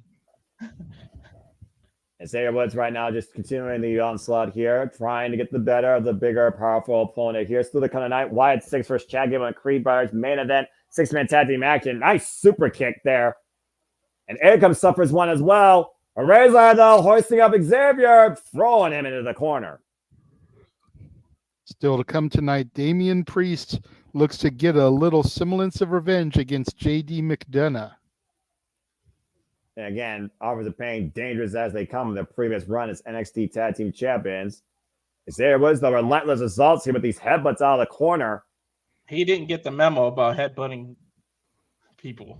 I'm pretty sure nobody in this business has gotten that memo, to be fair. Top rope, missile drop kick. Akam off his feet. Hillary can't believe it.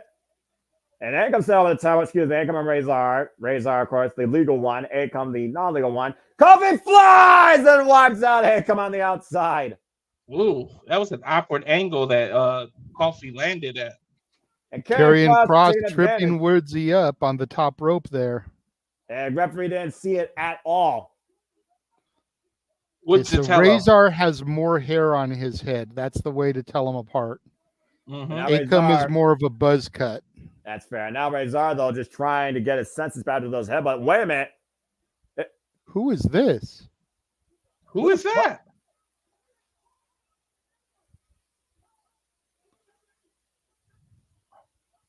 That's Odyssey Jones. Karrion Kross got wiped down into the freaking W Universe. It was down to cover. It's a crowd. New Day win. The New Day stole it here because this appearance by Odyssey Jones. And then, though, the Authors of Pain going after Xavier Woods and Odyssey Jones. Yes, folks. You remember that name? He was drafted and never seen. Yeah, he's here right now. And Odyssey Jones taking out the Authors of Pain. What the fuck is happening here tonight? Hey, guys, if you can't get a Big E, I'll take an Odyssey Jones. You gotta be fucking kidding me. Double sidewalk slam by Odyssey Jones, who's got a New Day unicorn shirt on. Now Karrion Kross, though, trying to get back at him in the ring. And, whoa, man! Black hole slam. Well,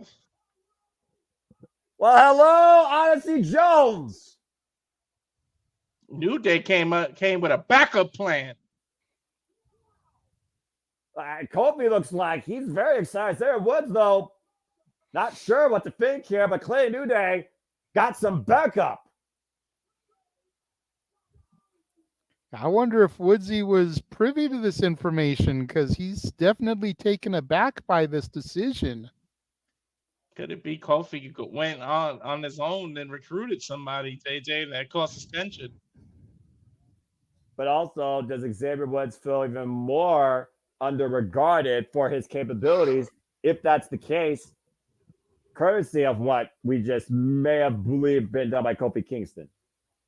As we go to a backstage promo for Big Head Bob, JD McDonough here. Oh, good grief. His JD, of forehead course, takes talking up my about- whole computer screen, man. And of course, JD talked about how he sacrificed his body. And of course, saying that Damon Priest never wanted him part of his crew.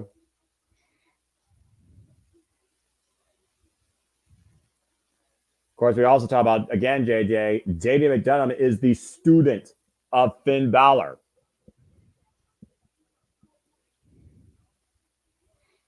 I love this fire from the Irish ace, JD McDonough, man. Been a long time since I've seen it, honestly. And he's making some valid points here. You know, Priest never wanted him around, never wanted him in the Judgment Day. He took bullets for Priest and was never appreciated. And now here he is, tag team champion, and Priest has nothing. Speaking of As having we nothing, go to SmackDown's A-Town Down Under. Oh, good God. What are these two idiots doing here? They're going to be taking on the Awesome Truth as a result of that segment with Jelly Roll from SummerSlam, where they were calling them the Rock and Roll Express or whatever. You'd think they would take that as a compliment. You got to give Jelly Roll some credit. That was a hell of a choke slam. Oh, no doubt. Jelly Roll was phenomenal, both as a performer and also as an athlete. That was an incredible choke slam. But to JJ's point, tag team action, the Awesome Truth taking on A-Town Down Under, the former SmackDown tag team champions. Up next, we return here live on Monday Night Raw. Fuck television.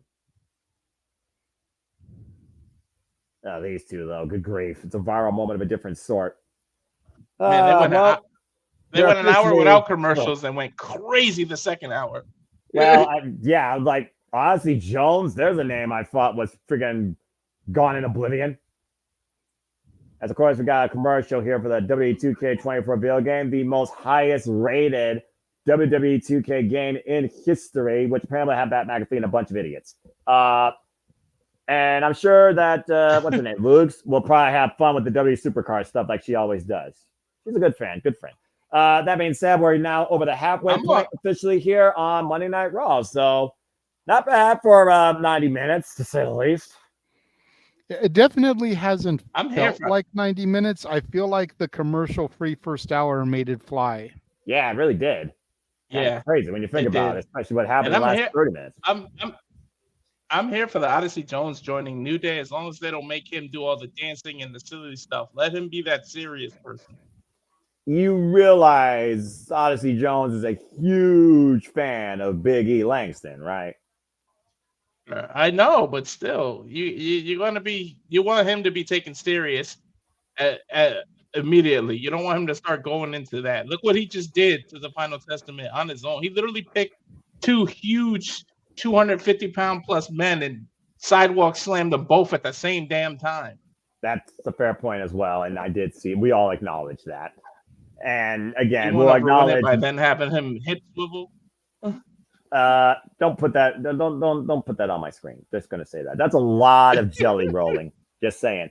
That being said, shout out to Jelly Roll again. Great performance. Great seeing him perform live at SummerSlam. My mom was ecstatic to see me get a clip for her, and clearly passionate WWE fan, demonstrated it quite fully. And hey, that was a hell of a choke slam. I wouldn't mind seeing him do that again and again and again to those two particularly. Just saying. That being said, of course, we are going to be back with SmackDown. I talked about we're going to acknowledge the OTC, the original Tribal Chief, as well as, of course, we're going to acknowledge our new United States champion and new WWE Women's Undisputed Champion. As now we have Queen Nia and Princess Tiffany ruling SmackDown. So we'll see what happens. And as far as the tag team titles go, if JMN is injured and DIY cash in on their rematch opportunity, I can see DIY honestly getting it back against Tonga Loa and Tama Tonga, where Tonga Loa has not figured out his cue yet in WWE. Just saying. Or could this be where they bring Hikuleo in to do the Freebird rule and allow Hikuleo and Tama Tonga to be the champions due to the injury? Or going even further, because you saw the picture I sent you, who was in my very section. Yes. The son of Umaga, Zilla Fatu might come forward and be part of the bloodline. There's no telling what's happening at this point. Zillow's version of the spike, the Samoan spike, is ridiculous. The way he jumps and does it, holy hell. Yeah, the velocity behind it. He could literally punch a hole in someone's throat that's not smoking a cigarette. It's ridiculous. Speaking of ridiculous, we will also be covering Saturday night AEW Collision, primarily for one reason only, officially known. It will be can't believe I'm saying this, Texas bull rope match. I need a little cowbell between not men, but two of the fiercest women that could kick any man's ass, and being perfectly honest. Mara Thunder Rosa, owner of Mission Pro Wrestling, of course, we'll cover next week in here on the Multiverse of Media, and the Virtuoso, Deon Purrazzo, who now has 3 wins on Thunder Rosa. You would think Thunder Rosa would learn by now. You don't mess with the Virtuosa as she crafts this art of this new era in AEW through this chaos. Speaking of chaos, we'll also be covering chaos later this year, as it was made official, JJ. The last WWE of the year, Survivor Series War Games 2024, will take place in Vancouver, Canada. And of course, all outlets now know that. Yep. Pissed off the founder here, the man whose name is not on the marquee because we still have the fuck television graphic up. He was hoping it would come to California, as had been rumored, but the Canucks can't get a Stanley Cup to save their life, so we'll give them more games. Well, I mean, again, you can learn more about hockey statistics, wins and losses, courtesy of the Sports Bar with Statboy Mikey and Dory Lou Tuesdays here at the Multiverse of Media, folks. So if you want more information and roasts like that, pull up a seat, come on into the Sports Bar every week here on the Remember What It At. That's Tuesdays, currently 6 p.m. Standard Time, 3 p.m. Pacific. Cheap plug. As we go backstage with Kofi Kingston and Odyssey Jones, as we are back here on Monday Night Raw. I'll tell you what, I know better than to go to Vancouver in November, so we'll be home calling that, because I ain't going to Canada in November. I don't know how much it snows there in November, though, to be fair. That is a powerhouse and a half. Notice, guys, it's just Kofi backstage right now with him. Well, no, Woodsy is there too, but Woodsy definitely seems a little bit put off. I don't think that Kofi cleared this with Woodsy before it happened. Exactly. So and here we go with the Alpha Academy, Tozawa, Maxine Dupree, and Otis. Is Tozawa going to get nasty here? What the hell is happening in front of me? I cannot take. I can't. I cannot unsee that. Well, you know what I can see, though? We're going to get tag team action here in the middle of the ring. I don't know if you would call that awesome, but A-Town Down Under, JJ's favorite tag team, is about to take on R-Truth and The Miz, the Awesome Truth, former Raw tag team champions, taking on former SmackDown tag team champions. To your point, it was Saturday night at SummerSlam where we got a viral moment, and I saw it live, as Jelly Roll came in with the chair and gave 2 of the biggest douchebags in WWE a long overdue ass kicking, courtesy of Steel. And again, being disrespected. Jelly Roll definitely got to live a boyhood dream. Yeah, and it came true. Beautiful, awesome choke slam to Austin Fury. And then if that wasn't enough, Jelly Roll channeling one of his other all-time favorite heroes, alongside Awesome Truth, with a 15-knuckle shuffle. That's a lot of knuckles. And I did see it pop up on the screen. Congratulations on your first day of training, Emmanuel. I'm glad everything went good for you, bruv. All right. And again, Emmanuel, want nothing but the better for you and hear everybody here in the Multiverse of Media. And I hope everyone's having a good time with our call tonight. Again, if you are enjoying what you're hearing, please like, subscribe, comment, tell a friend. And if you want to dictate the conversation, don't need to dictate. Casting Steelers, Greg Cherry Brand, Jeff Generic, Super Chat, simple as that. It's your Super Chat, your passion, your continued support, your engagement that makes this all possible. Every week to the point, we're not just covering pay-per-views and PLEs anymore. We're covering fucking TV. Poor Miz cannot get on beat for anything. He's been partnering with R2 for close to a year and still can't do it. I mean, he's too white. I'm just going to say it like it is, and I can say that as a white man, but I got some rhythm. I've got so much rhythm. One of my friends told his daddy I was half black, half Puerto Rican. I already said I'm a melting pot, so I'll just leave it at that. Both rings are underway here. R-Truth campaigns off here against Grayson Waller or Austin Fury. I'm more confused now than ever was before. And look at this, though. Double team effort here by R-Truth, taking 8 on that under over. with the head scissors. Nice deep big arm drag there by Truth. Good takedown there, and there's the tag made to the Miz. It's good Can to we see just that acknowledge- Truth hasn't really lost a step at his age, man. At like 50, 51 years old. JJ, I was Still just gonna got say, it. can we just acknowledge that Truth is 50 years old? For real. Yeah, crazy. I when you mean, think Billy about Gunn is 60, but Damn, Billy has always been a specimen and always been a great wrestler. Truth, Mm-hmm. for most of his career, has been a comedy act. And it's a comedy Yeah. right now. We're getting this tag team match to go to non-wrestling quality picture-in-picture. Fuck television. I'm not saying that Truth can't wrestle because Ron Killings has proven that during his early NWA TNA run. But for most of his career, he's been a comedy act. So to see that he can still get in there, hit those steamboat-esque arm drags, hit those double team maneuvers and stuff, good on Truth. Good on Ron.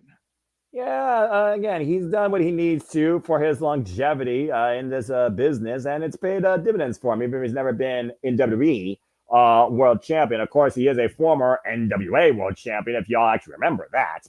Oh, I remember. Yeah, I remember he just alluded to it. two-time world champion. Exactly. Ironically enough, guys, being a comedy act and not having to wrestle every single time might be what allows him to prolong his career this long. So fair. we can talk crap about it, but ironically, that's might be what preserved his body. And now Especially if we he's are up in here with it. restaurant quality picture-in-picture. Well, still, fuck television. And right now, our troop again, the guy in control of the match here. Whoa! Monkey Sending flip, Grayson Waller. sending Waller up and over there. Yeah, nice monkey flip there, and it might be looking to do it one more time. And again, maybe taking too much time. Once again, with Grayson Waller in the corner, saying what's up, and Grayson Waller goes up and over again with the monkey flip.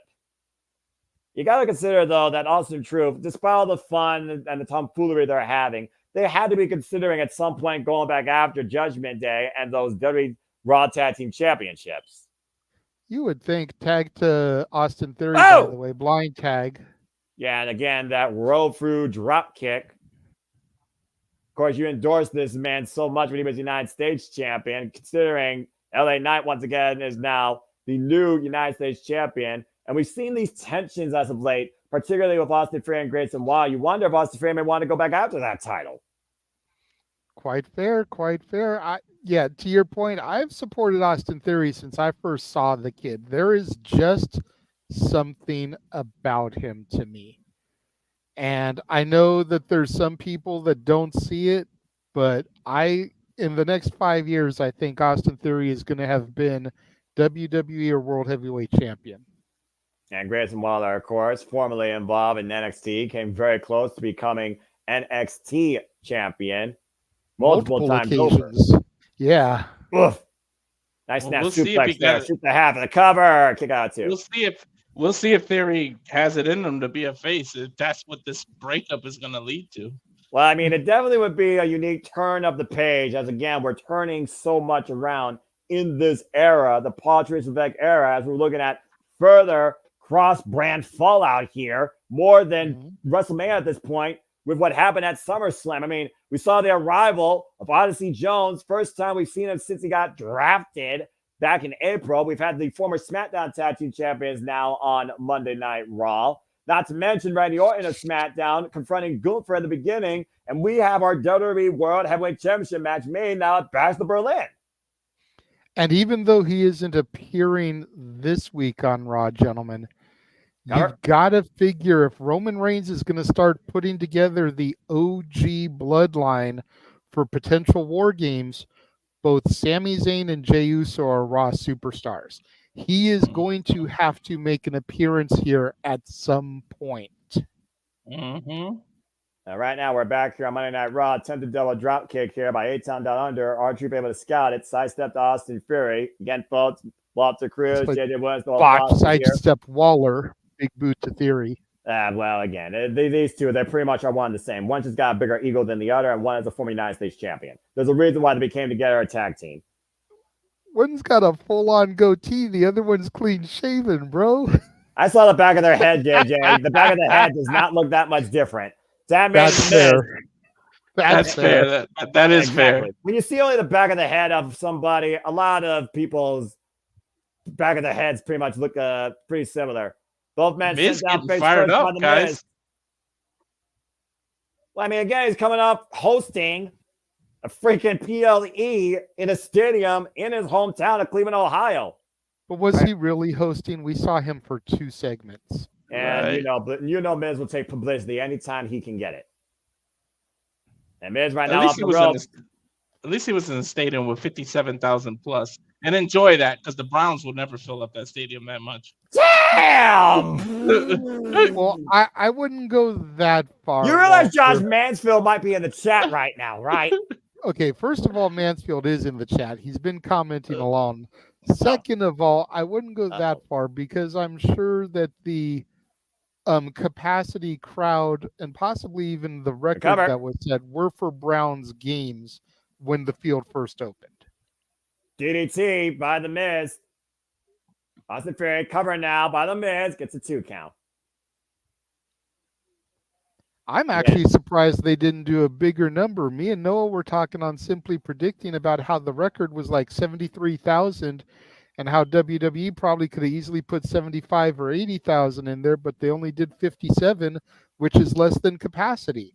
So, Yeah, I think it also has to do with the timing also as well, considering where we're at in the year. And I'm not saying... And as hot as it's been in your neck of the woods. It was so damn humid. I am so effing over this humidity. Truth here with the blind tag. Tag made though, cross body. Look at the leg. Between SummerSlam and the Guardians game, there were over 95,000 people in that one section of Cleveland. Oh, Truth though. Oh no! And he got an AA though to Grayson Waller. Inadvertently took out his own tag team partner. Theory though Austin is legal. Theory ready. Is he gonna get it? A-Town down. Look at the leg. A-Town down under just beat the former Raw Tag Team champions. I can't lie, gentlemen. I wasn't expecting that. I thought Awesome Truth were gonna win this one. That A-Town down under though, to JJ's point, putting our Truth down for the 3 count after Truth not only took the match for himself with a blind tag, inadvertently took out his tag team partner with a nod out to his all-time favorite hero, John Cena. We might be. We were talking about the A-Town Down Under breakup. We might be talking about the wrong team breaking up, gentlemen. It wouldn't be the first time. I'm just saying. As we go to a Priest promo now. Yeah, I was going to say, go to the former El Campeon.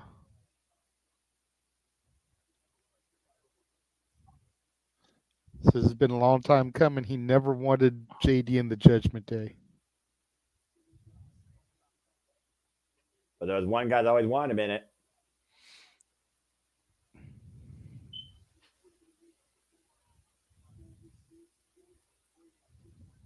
Talk about the skull this big, a brain this size. Damn, Priest. Priest has given better promos tonight than he has his entire title run. Well, when you feel about vengeance, I mean, that gives you a lot of material. No, I'm going to put you on the spot because I've already asked JJ this question. Do you think that he'll be a more than one-time champ? Can he regain this title at some point in his career, or will he just be a one-off? Because a lot of people doubt him, and I really feel like the company's really, really behind him. And I think he'll have this title again. I don't know how soon, but I don't think he's a one-time champ. Someone tells me Damian Priest showed the world a lot, especially at SummerSlam, where he walked in as champion. He didn't walk out with the title, but he still walked out and performed as a champion. For me, Damian Priest is a success story and definitely somebody that can get the top prize again down the line. But for right now, Judgment Day has arrived. Yeah, I was going to say, here comes JD McDonough along with Carlito to take on Damian Priest here. Am I the only one that half of the tag team champions, belt in hand, Carlito with his trademark Granny Smith apple. Am I the only one that thinks that Carlito's just like, the extra guy of the group at this point? It's like, we got all these people, and there's Carlito. Anyway, Damian Priest versus JD McDonough. One-on-one here. JD McDonough sent by the marching orders of Finn Balor to take out the former El Campeon. No, when you see them on Carlito there, it's like one of these things just don't belong here. I'm just saying. But maybe he'll prove me wrong this match. You know what I'm a little afraid of, guys? Now that he's no longer Judgment Day, that means Priest has got to get a new song. Please don't be some generic. Yeah. Oh, that's true. Yeah, No, he might because be he's debuting had a new his song. own. He's had his own song for a minute. It still That's was true. like Judgment Day-esque, but it was him singing the lyrics. That's true. Maybe they'll just change the Titantron if nothing else. Because to your point, he's no longer Judgment Day, but he damn sure still is that archer of infamy, fueled more than ever before to shoot that arrow through the entire heart of his former running mates. And JD Medina might be the first target struck tonight. As we got another full commercial break here. Fuck television. Ay. Oh, man. But again, though, you talked about before what really develops a character, what develops a professional wrestler. You were talking about that maybe being one of Damian Priest's best promos. When you're fueled by rage and revenge, it takes your mind to a whole different direction, all right? Again, he was for the group, but the group at some point felt like he was part of them. The title was part of theirs. At the end of the day, Damian Priest was a guy, and I don't blame him. He was out there for himself, and arguably, the jury's still out there. He didn't need Judgment Day. Judgment Day needed him. And instead, Finn Balor wants to prove him wrong, saying that we never needed you because you went above the Judgment Day. Judgment Day was never about leaders. I think Finn Balor's been more of a leader this last year behind the scenes, especially with Liv Morgan adding fuel to the fire lately, than Damian Priest and Rhea Ripley were probably aware of. Yeah, but we saw CM Punk make the same mistake, letting fuel. You just said anger, rage, and revenge fuel fire. But look what it did to Punk. It took his eye off the ball and he lost. So will the same thing happen to Priest? You got to be able to control that anger in the middle of a match. Otherwise, you lose. You can't. But I don't even think it's about winning and losing with Priest at this point. Exactly. No, it's about vengeance. And we heard what Finn Balor said, by the way, JJ. Let's talk about the warning. He said, I'm going to get you when you feel most safe and when you least expect it. Finn Balor is not done with Damian Priest by a long shot. And we know when the Prince hits, he usually doesn't miss. That's fair, yeah. I'm curious to see when Finn is going to take his opportunity. But I also am curious to also go back to you, JJ, for this. We still have not seen nor heard nor know anything right now about mommy Rhea Ripley. What is she thinking right now looking at all this, considering Dom betrayed her and Judgment Day ousted arguably her closest friend and support, Damian Priest? I'm definitely curious to see what is on her mind, and you got to figure she'll be here in the final hour to say something. Say something or do something. Something. All I know, that's trust me, you're fine. I was trying to save that. You know what? I'm the gimmick creator, so whatever you want to use it, it's fine. Shoot, I don't trademark anything. I'm simple. But to that point, JJ, again, we so far have heard from Finn Balor. We haven't heard from Liv Morgan or Dom. They just basically kissed. And Carlito's here. So it's one of those things where I'm like, I don't know where all the pieces fall as of yet. And you were talking about Jey Uso earlier, not to mention Sami Zayn, who, of course, is no longer the Intercontinental Champion. We have a brand new Intercontinental Champion who also has yet to show up here. So there's still a lot of unknown to this fallout here on Monday Night Raw, as we are about to enter the last hour here in about 4 minutes. And before we get back to the show, I just want to say real quick, thank you again to those that have been tuning in all night, if not just now. Did you know, by the way, that apparently WWE had over 580 million social media views during SummerSlam, making it the most social SummerSlam ever? Again, the power of the internet, the power of the WWE Universe. Congratulations to everybody that was part of that statistic. Statboy approved. We go back to the beginning of Monday Night Raw, JJ, and we are going to revisit a classic, a sequel. Randy Orton comparing this to a modern day Rick of the Dragon Steamboat and Ric Flair. Gooper saying, though, I am never taking off guard. And Randy Orton saying, I don't have to take you off guard. I just have to hit you, not out of nowhere, just from anywhere. And he wants Gunther to see it coming. Can the Legend Killer kill a rising legend at Bash of the Berlin? As it's made official, folks, Gunther defends the World Heavyweight Championship against the Viper Randy Orton from Berlin, Germany. And that'll be Saturday, August 31st from the Uber Arena. And of course, becoming here at the Multiverse of Media. Special start time, of course, we're halfway across the world. That's a cool looking graphic. I was just going to say that. And breaking through the walls. And meanwhile, we go backstage for the guy that's been breaking for everybody, the new Intercontinental Heavyweight Champion. I like that little modification to the title. Braun Breaker was very humble, by the way, in victory. That title looks good on him, gentlemen. I agree. Let's hear what the dog has to say.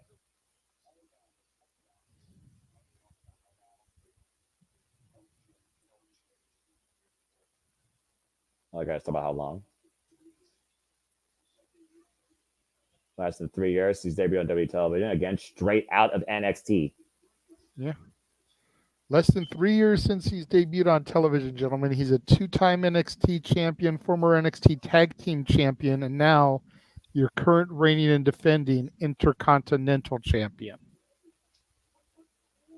Braun Breaker saying that he is the hunter and the entire WWE locker room is the hunted. He is not the target. And anyone that tries to take that away from him, he feels sorry.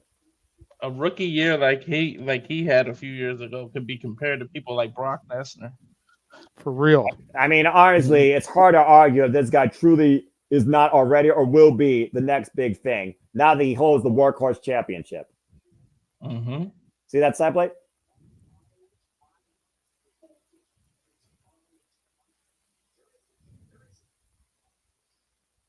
Oh boy. Damn. Good luck taking away his name off that title. Now let's bolt it in. Interesting. I believe him.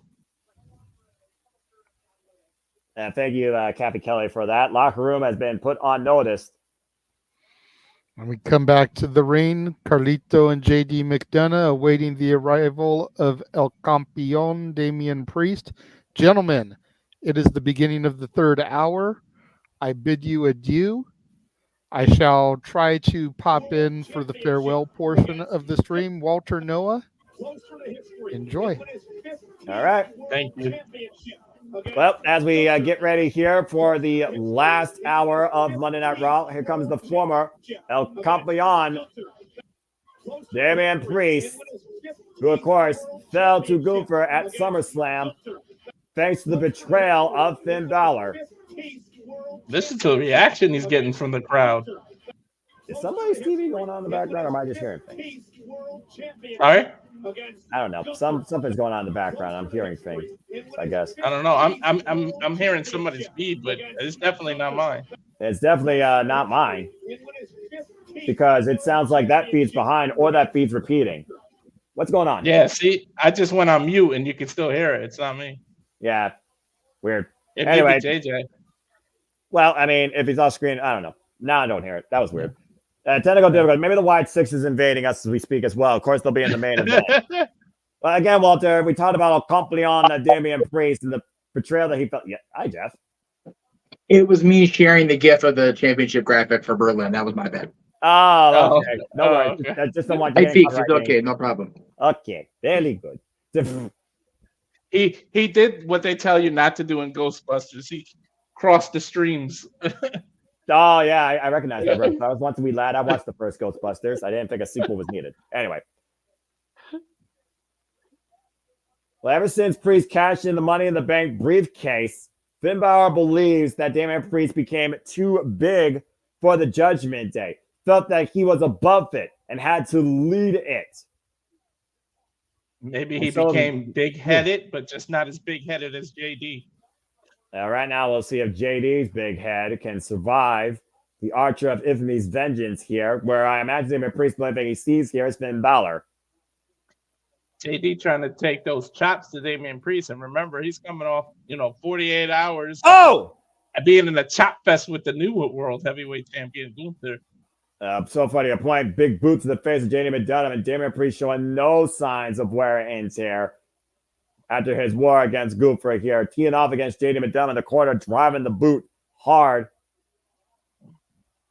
Again, we talked about earlier, all he's got to be seeing right now is Finn Balor. Finn Balor saying he will strike when Damian Priest least expects it and when he feels most safe.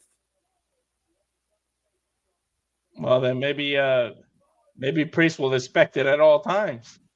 Oh, man, that was a flapjack with a 40. JD dropped face first with a hard Irish whip in the corner. Take a look at the elevation here, Walter. Yeah, we take another look. He planted him on that flapjack. If nothing else, go ahead. Go ahead. No, I was just saying, oh, God, I don't need to say anything. He just jacked his jaw. I was going to say, the flapjack, he put the amount of effort into it that you do normally a spine buster with. JD scouting it, though. Up kick there. Oh, God, I got clapped again by Damian Priest. No, I felt that. Did you feel that? I felt that JD might need to see a dentist after this, if I'm being honest with you.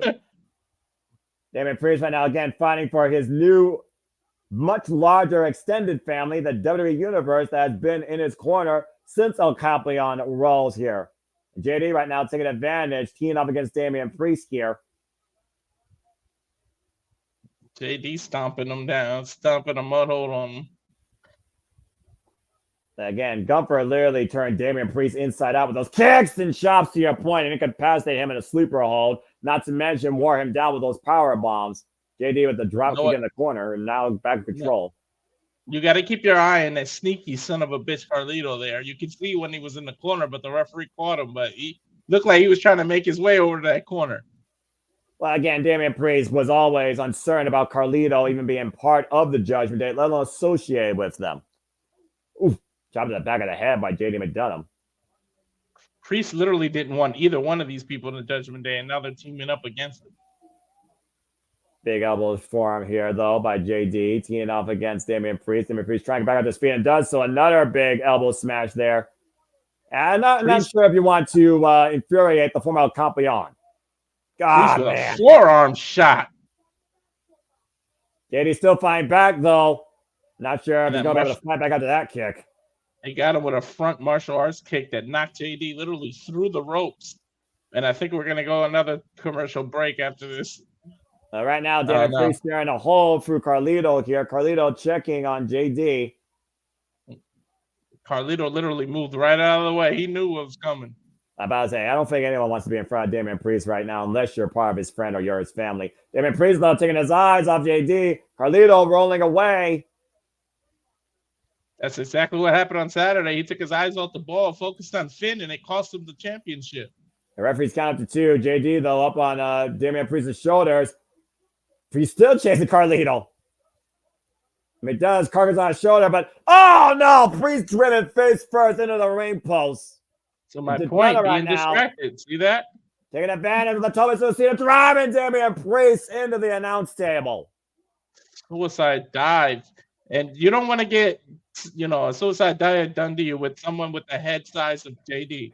That being said, that forward impact to Priest's chest, trying to regain oxygen in his lungs. Can Priest get back into this? Stay tuned. Fuck television. Full commercial break. Now, again, I will say this. As much as we talk about JD McDonough's big head, you make a very valid point because, again, the head is the object that more so collides with you off the Tope Suicida versus the shoulder, and all that force driven into Damian Priest's back drove him hard into the announce table, chest first. You want to talk about irony? You know what Judgment Day did?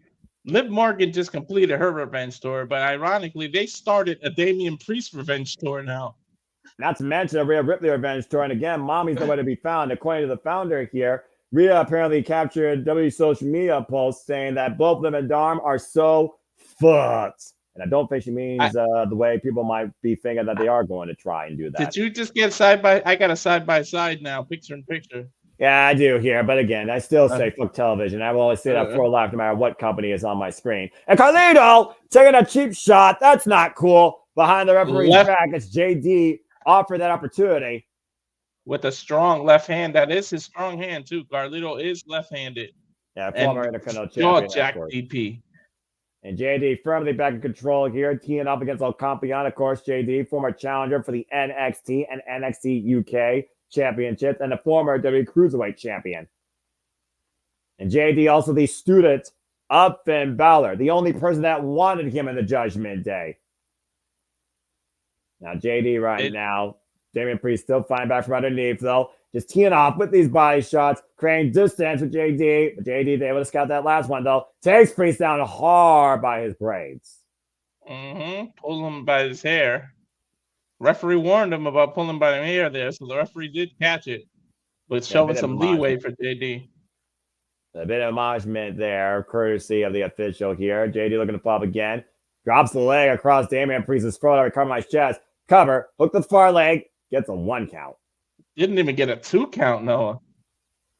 We talked about earlier how much Damian Priest is fueled on vengeance, but also, though the tape, Damian Priest is the stronger of the two, and arguably has better conditioning than JD McDonough, considering what wars he's been put through, as he was El Campeon since cashing in back at WrestleMania.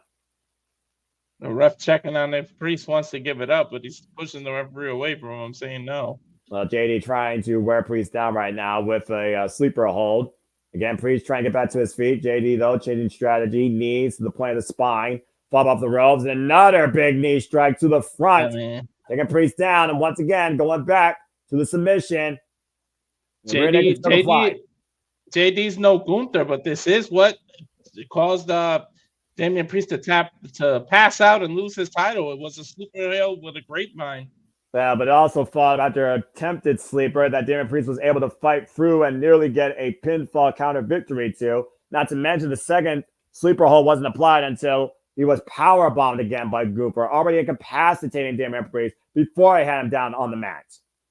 And Damian Priest right now getting back up to his feet with JD McDonough on his back, refusing to go down. All rise for El Campeon.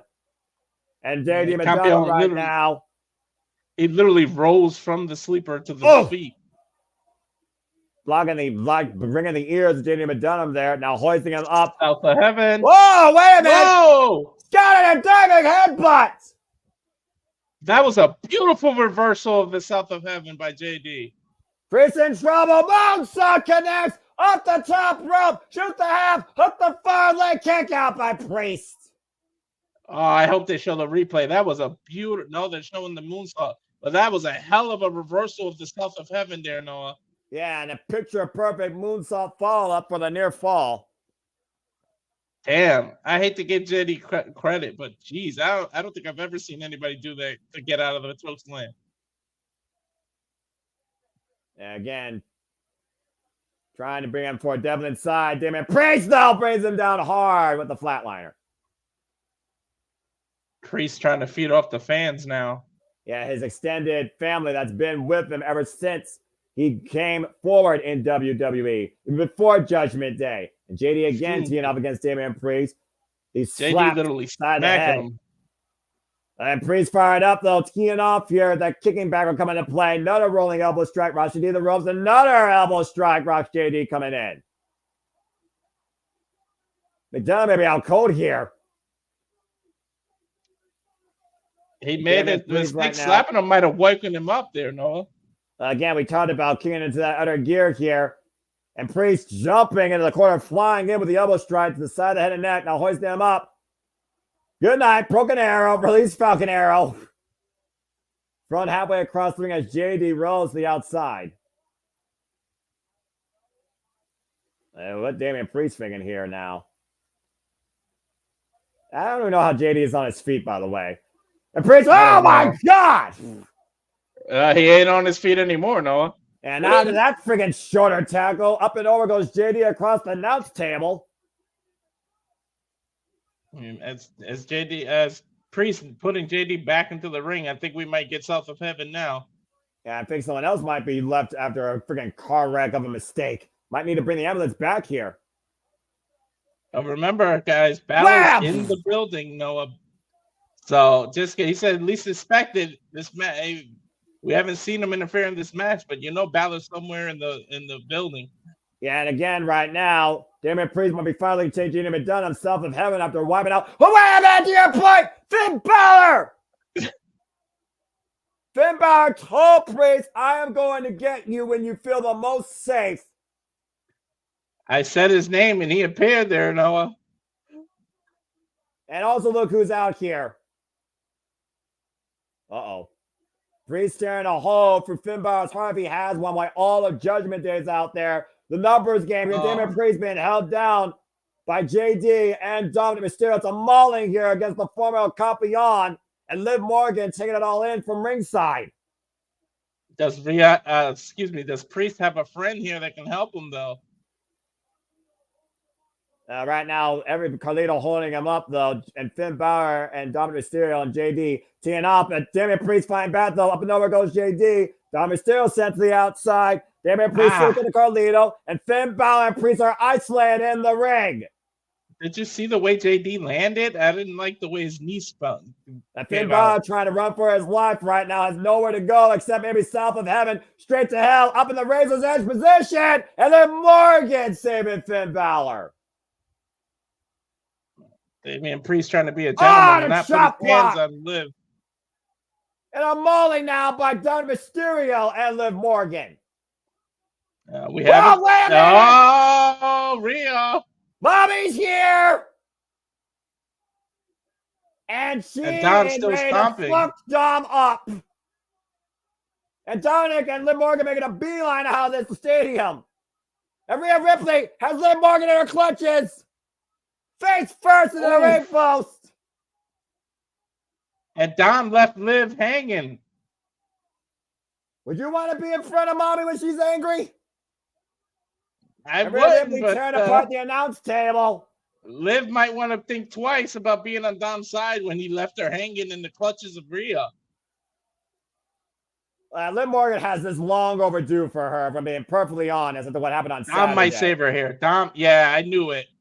And Dominic Mysterio, the coward, saving Liv Morgan from Mommy's wrath for now, while JD is still teeing up against Damian Priest inside the ring. JD left all alone. All of Judgment Day is out of there. But Rhea Ripley and Damian Priest are there with JD. Oh, the headbutt! Headbutt into the south of heaven. Take him to hell, south of heaven! And Carlito's just standing there on the outside.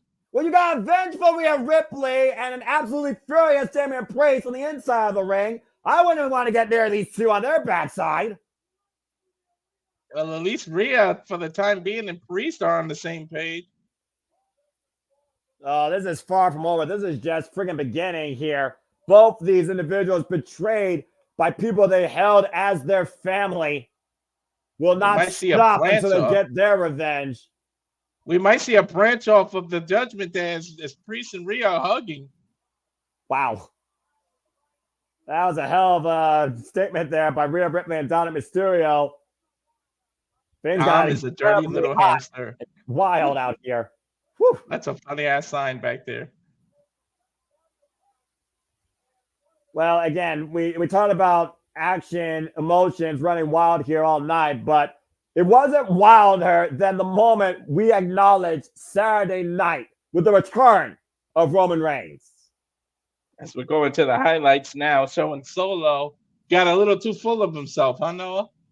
Well, I mean, ever since WrestleMania, where he said losing has consequences, the previous tribal chief was weak. I will bring this back home to the family, and anybody that did not acknowledge him by demand was taken out. Anyone that tried to oppose him was taken out. Kevin Owens, Paul Heyman, Randy Orton, and of course, the very first victim, Jimmy Uso. As Cody fought valiantly against Solo Sikoa, Solo was able to scout most of Cody's offense. It was a great, insane back and forth contest, but it was bloodline rules, meaning anything goes. And we saw the bloodline in full try to help Solo Sikoa to victory, starting with the Tongas.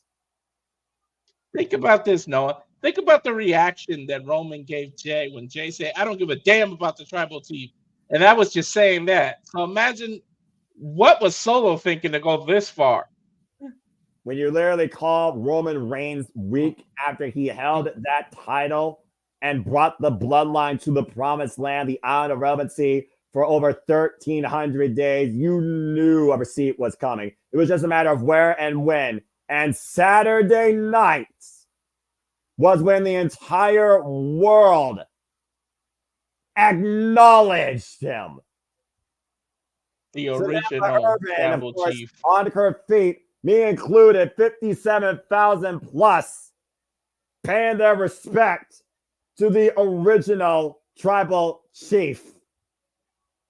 And that place, if it had a roof, would have needed to be inspected for damage as he rolled in with a Superman punch with 3 months plus of malice behind it, and followed up with his own judgment call in the name of respect with an emphatic spear, allowing Cody Rhodes the moment to retain his And the subtle WWE nod, champion. there, Noah.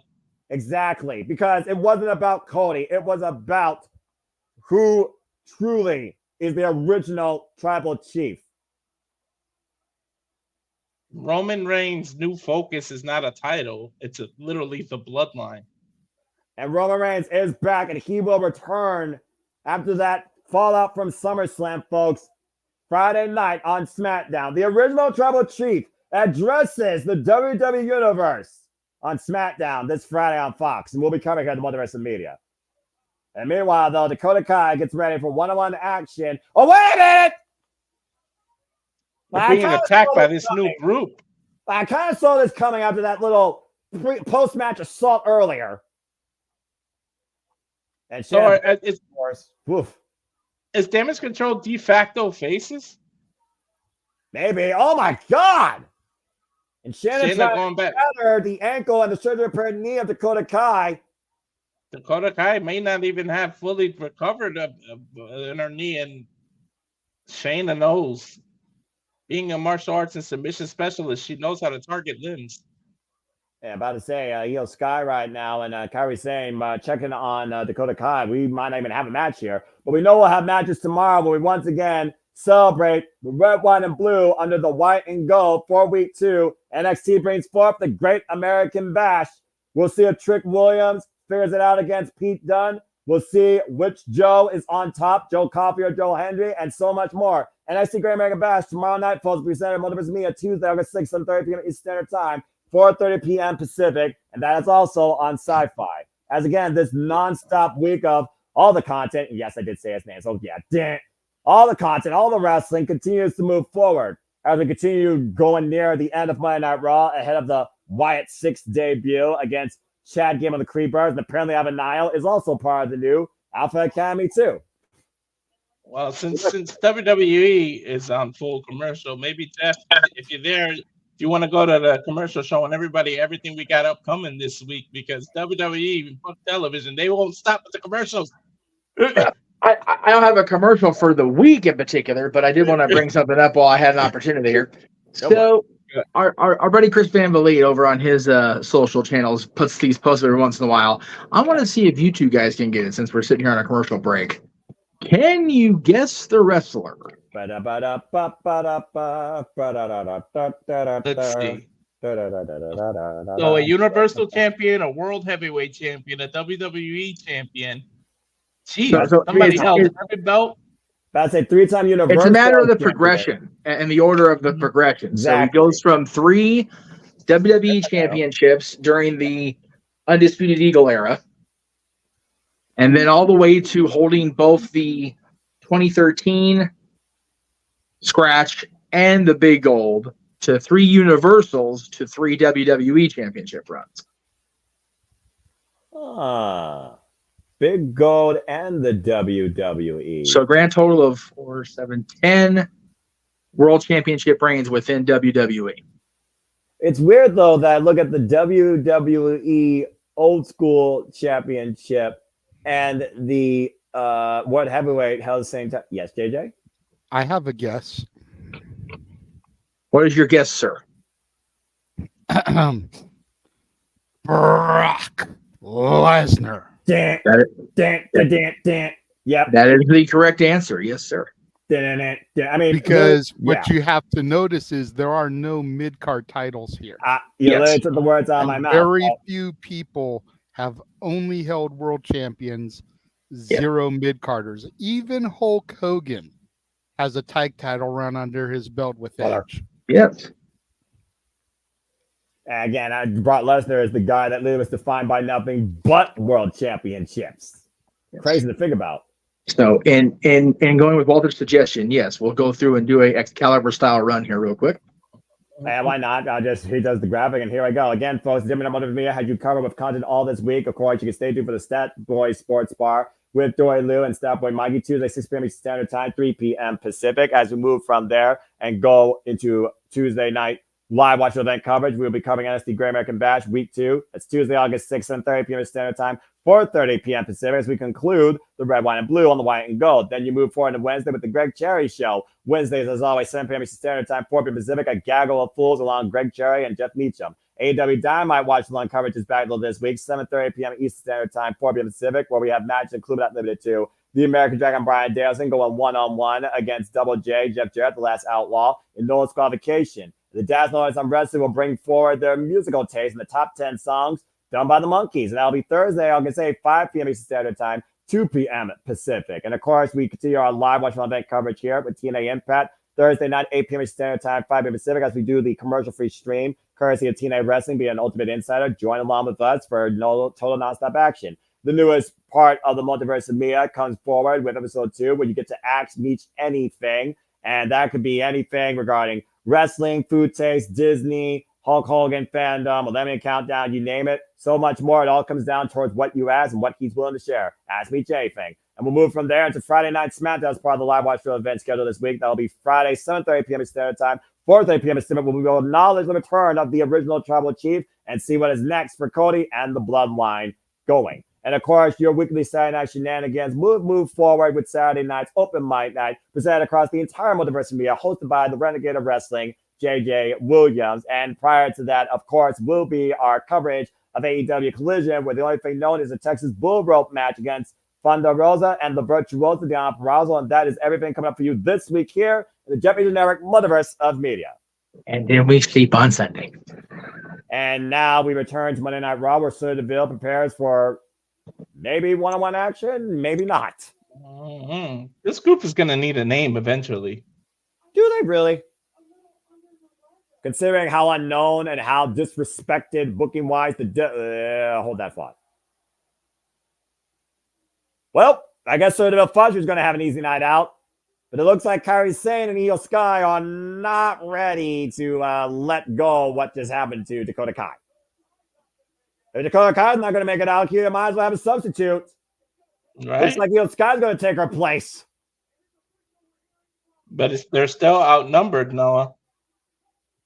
Yeah, well, Io Sky's crazy. I mean, this woman legitimately could have broken her back after driving Zoe Stark through a ladder via an avalanche Michinoku driver. The fact that Zoe Stark and Io Sky are walking upright still surprised me to this day. But we got an impromptu match. Here we go. Io Sky looking to get revenge for Dakota Kai here, going one-on-one against Sonya Deville. Want to give a happy birthday shout out to my friend ATW, Casey Flynn, the ultimate fan of Dakota Kai. Sorry, Casey, but revenge will be served, I'm sure, at some point. And Sonya Deville, of course, coming back from injury, forming this trio here with Zoe Stark and Shayna Baszler, figuring that these three need to take over and remind everybody who the baddest bitches are that run the Monday Night Raw Women's division. Why Io Sky said Dakota Kai needs to change along with the rest of Damage Control. And both women looking to prove the changes made tonight. Nice takeover T. Harris by Io Sky to Sonya Deville, taking her to the outside. Nice head scissors takedown. Io Sky might be looking to fly here. Zoe Stark playing distraction. She ran into the wrong corner. And Zoe right now. Oh, and Shannon just got decked by Io with an elbow. Now Sonya looking for a cheap shot, though. And driving Io into the steel ring steps. And then to your point, once in the numbers game, playing in favor of Sonya Deville. Can Damage Control take control here? Stay tuned. Fuck television. Full commercial break. And they took Io's knee out there on the side of the steps. Well, so will that come into play during this match? Well, you look at it this way. You take out Io's knee, you take out her chance to really push forward off the top rope with the over-the-top moonsault. Again, you take away her ability to even climb the ropes at some point. Right? And of course, we talked about before how Sonya Deville, Zoe Stark, and Shayna Baszler have been running roughshod through the Raw Women's division. They did it last week against Lyra Valkyria, Kaden Carter, Katana Chance. Of course, those three saved Shayna Baszler from a pinfall loss look like after Knightley was hit by Lara Valkyria. And to your point earlier, you wonder if Lara will come back for revenge after that post-match assault. As again, folks, we have a full commercial break here because, again, fuck television. And also, Sci-Fi is even worse than USA. I don't think we're even 5 minutes in that women's match. We got to bring in full commercial break. That just tells me what they really think about the 60s. I'm not sure if I can share damage control. If they're, de facto faces, then it'd be like, what was the point of turning on Bailey? Like, how did they go into faces this fast? Reasons? Right, yeah. Just a funny thing you're mentioning Roman's return throughout the night. Yeah. Little factoid on the wise man's social media. On this day, 35 years ago on WCW, well, it would have been NWA still, Saturday night at that point, Paulie Dangerously, during a segment of the Danger Zone, calls himself the wise man. What if that moniker will stick? Huh. Just saying. It's an interesting thought. Yeah, maybe it'll work out for him again in another lifetime down the line. Who knows? And then you talk about Roman Reigns. Will he be alone this Friday? I was gonna say, just because he's coming back doesn't mean he's gonna be by himself. But considering the first victim was literally one of the closest members to the original bloodline in Jimmy Uso, I would not be surprised to see somebody come to the side, not the aid, because this is what we're talking about, the side of the original tribal chief. We can definitely talk more about it as the week goes on, but I tend to lean on the side of caution and slow burn. Don't bring anybody else out there on Friday, not even Paul. Yeah, I agree. I think it's going to start with Roman Reigns coming out first, and of course he's going to take it in, then ask us to acknowledge him, and then Solo's going to come out. What if Solo dares try to come out before Roman Reigns even gets to pop that question, and then shit hits the fan? I remember Solo's down, man, with Jacob Fatu's injury. If nothing else, Solo still has Roman's Ulafala. Oh, yeah. Exactly. That must be reclaimed. For those that don't know, by the way, those are the ceremonial sacrilegious beads of the Anali family bestowed upon Roman Reigns by, rest in power, literally Alpha and Sika, the Wild Samoans. Yes. Just so everyone is aware, again, trying to bring you all up to date with the history and the connectivity. And we know, I think Cody Rhodes also probably has a piece of that still, as we are back here on Monday Night Raw. Walter Cruz and Noah Foster on the call for the last hour here. Io Sky going one-on-one with Sonya Deville after cover by Sonya, gets a 2 count. After Sonya, Shayna, and Zoe took out Dakota Kai and probably shattered her leg backstage ahead of this match. And Io right now brings against the ropes, and Sonya teeing off that kickback round coming into play. Sonya tried to impromptu give herself the night off. Well, let's keep in mind, Sonya Deville also has former MMA background experience. And again, tonight's headlines, Randy Orton will face Gunther at Bash of Berlin for the World Heavyweight Championship. Bronson Reed destroyed Seth Rollins with 7 tsunamis, I believe. Seth Rollins literally bleeding internally. And Judgment Day, of course, attacked Damian Priest. But Rhea Ripley and Damian Priest destroyed JD McDonough, now starting their own revenge tour together. And Roman Reigns will return to SmackDown this Friday. Nice roll up there for a 2 count by Io Sky and Sonya Deville. Going out here tonight, pass the crown hand. What a rising knee strike, turning Io up and over. So far, it looks like Io's knee is not affecting her, but Sonya Deville has been on the attack since we've been back from commercial break. In fact, my turn fades around right there for Io Sky as Sonya Deville's shoulder ran into the ring post. Io Looks Sky like she's trying to shake feeling back into that shoulder. And to your point, Io Sky might be looking to shake feeling back in that leg. Dragon screw leg whip. Damn, that move has to suck. That was beautifully executed by Io, too. And a shote by Io Sky. There you go. Io with a drop kick right now to the leg of Sonya Deville. And Io right now looking to follow up here to your point. Elbow strike in the corner. Takes Sonya off her feet. Looking to see who runs the women's division here. Io taken to the skies now. Io fired up. The GM's in the sky, going where she's most comfortable. Up and over. Wow, what a missile drop kick. The height cover by Io. 2 count. A front drop kick off the top rope. Beautifully well executed. As we go to the replay. Yeah, but to your point, she launched more vertically than forward. Mm-hmm. Again, Genius of the Sky right now. Showing her name, especially that incredible match against Utami Hayashishita at Marigold. Battle of Queen of Queens. Double underhook. Butterfly hook. So yeah, but to scout it though. Rising knee strike. Roxy down to Nice a knee. knee. So yeah, now driving her knee for Io Sky. That might be enough here. Hook of the leg. Kick out by Io. Beautiful running in the shades of Daniel Bryan. Since we're watching WWE, I'll call him that. And you know that's fair. Again, we talk about Daniel Bryan and his background. So now Io Sky right now on the back foot. So Deville though looking to take her down. Back kick though by Io. The rope through. Oh, and a double stomp by Io Sky. Right to the mix section. And Io right now might be double knees in the corner. Sonya Deville, the running Meteora. Once again, hook of the near leg, but Zoe puts the far leg on the rope. Surprised she usually after the running knee, she goes for the moonsault, but Kyrie just nailed Zoe with the spinning back fist, the cutlass. Oof. Sonya Deville looking to take advantage, looking for an advocate, maybe. Io Sky though scouting Sonya, taking her to the outside. Those are out of the ring. And what the hell? Kyrie right now. And Io. I think they're going to take all three women out in one move here, Noah. Oh, man! Insane elbow over the top rope moonsault in stereo. To your point, the entirety of the opposition wiped out. She literally hit the insane elbow while Zoe was still standing up. Io trying to bring Sonya back in the ring. It's truly one-on-one at this point. You know what she's setting up here for, Noah. Yep. Looking for the over the moonsault to the chest to put down Sonya Deville tonight on Monday Night Raw. That connects. She hit all of it, Noah. Io with the win. Damage control with damage dealt.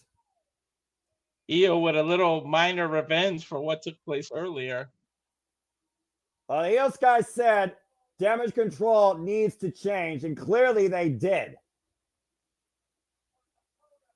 Big win on behalf of Dakota Kai. And Io's exhausted. Straight up exhausted. We go backstage to Sami Zayn with Ilya Dragunov. A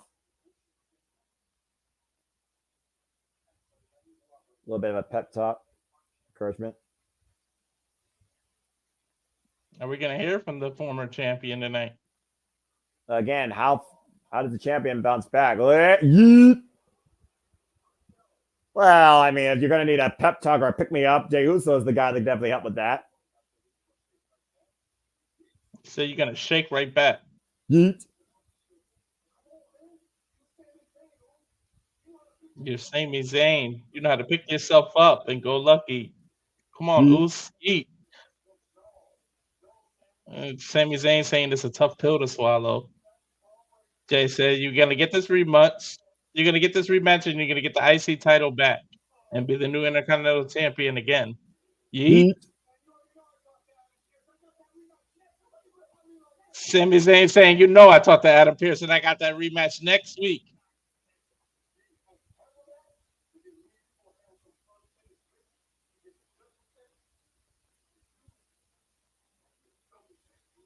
Oh!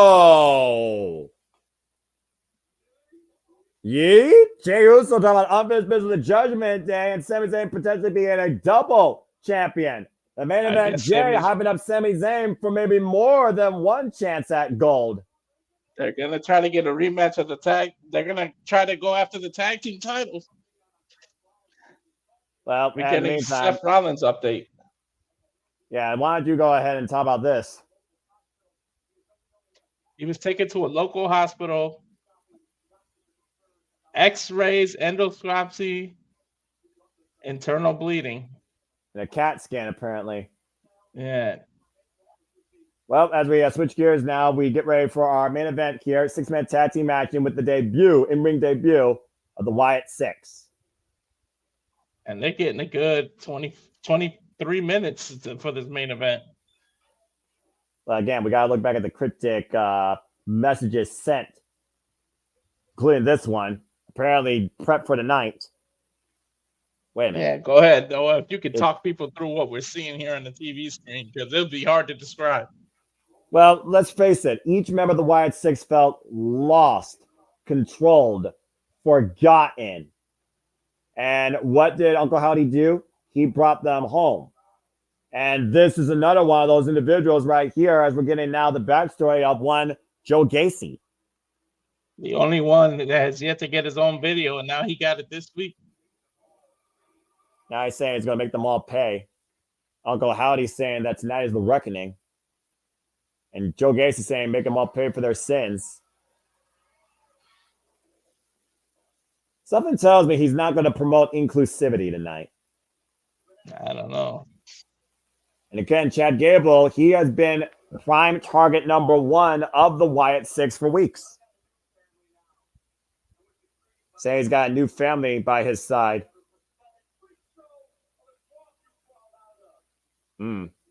Let's see if they got a new name.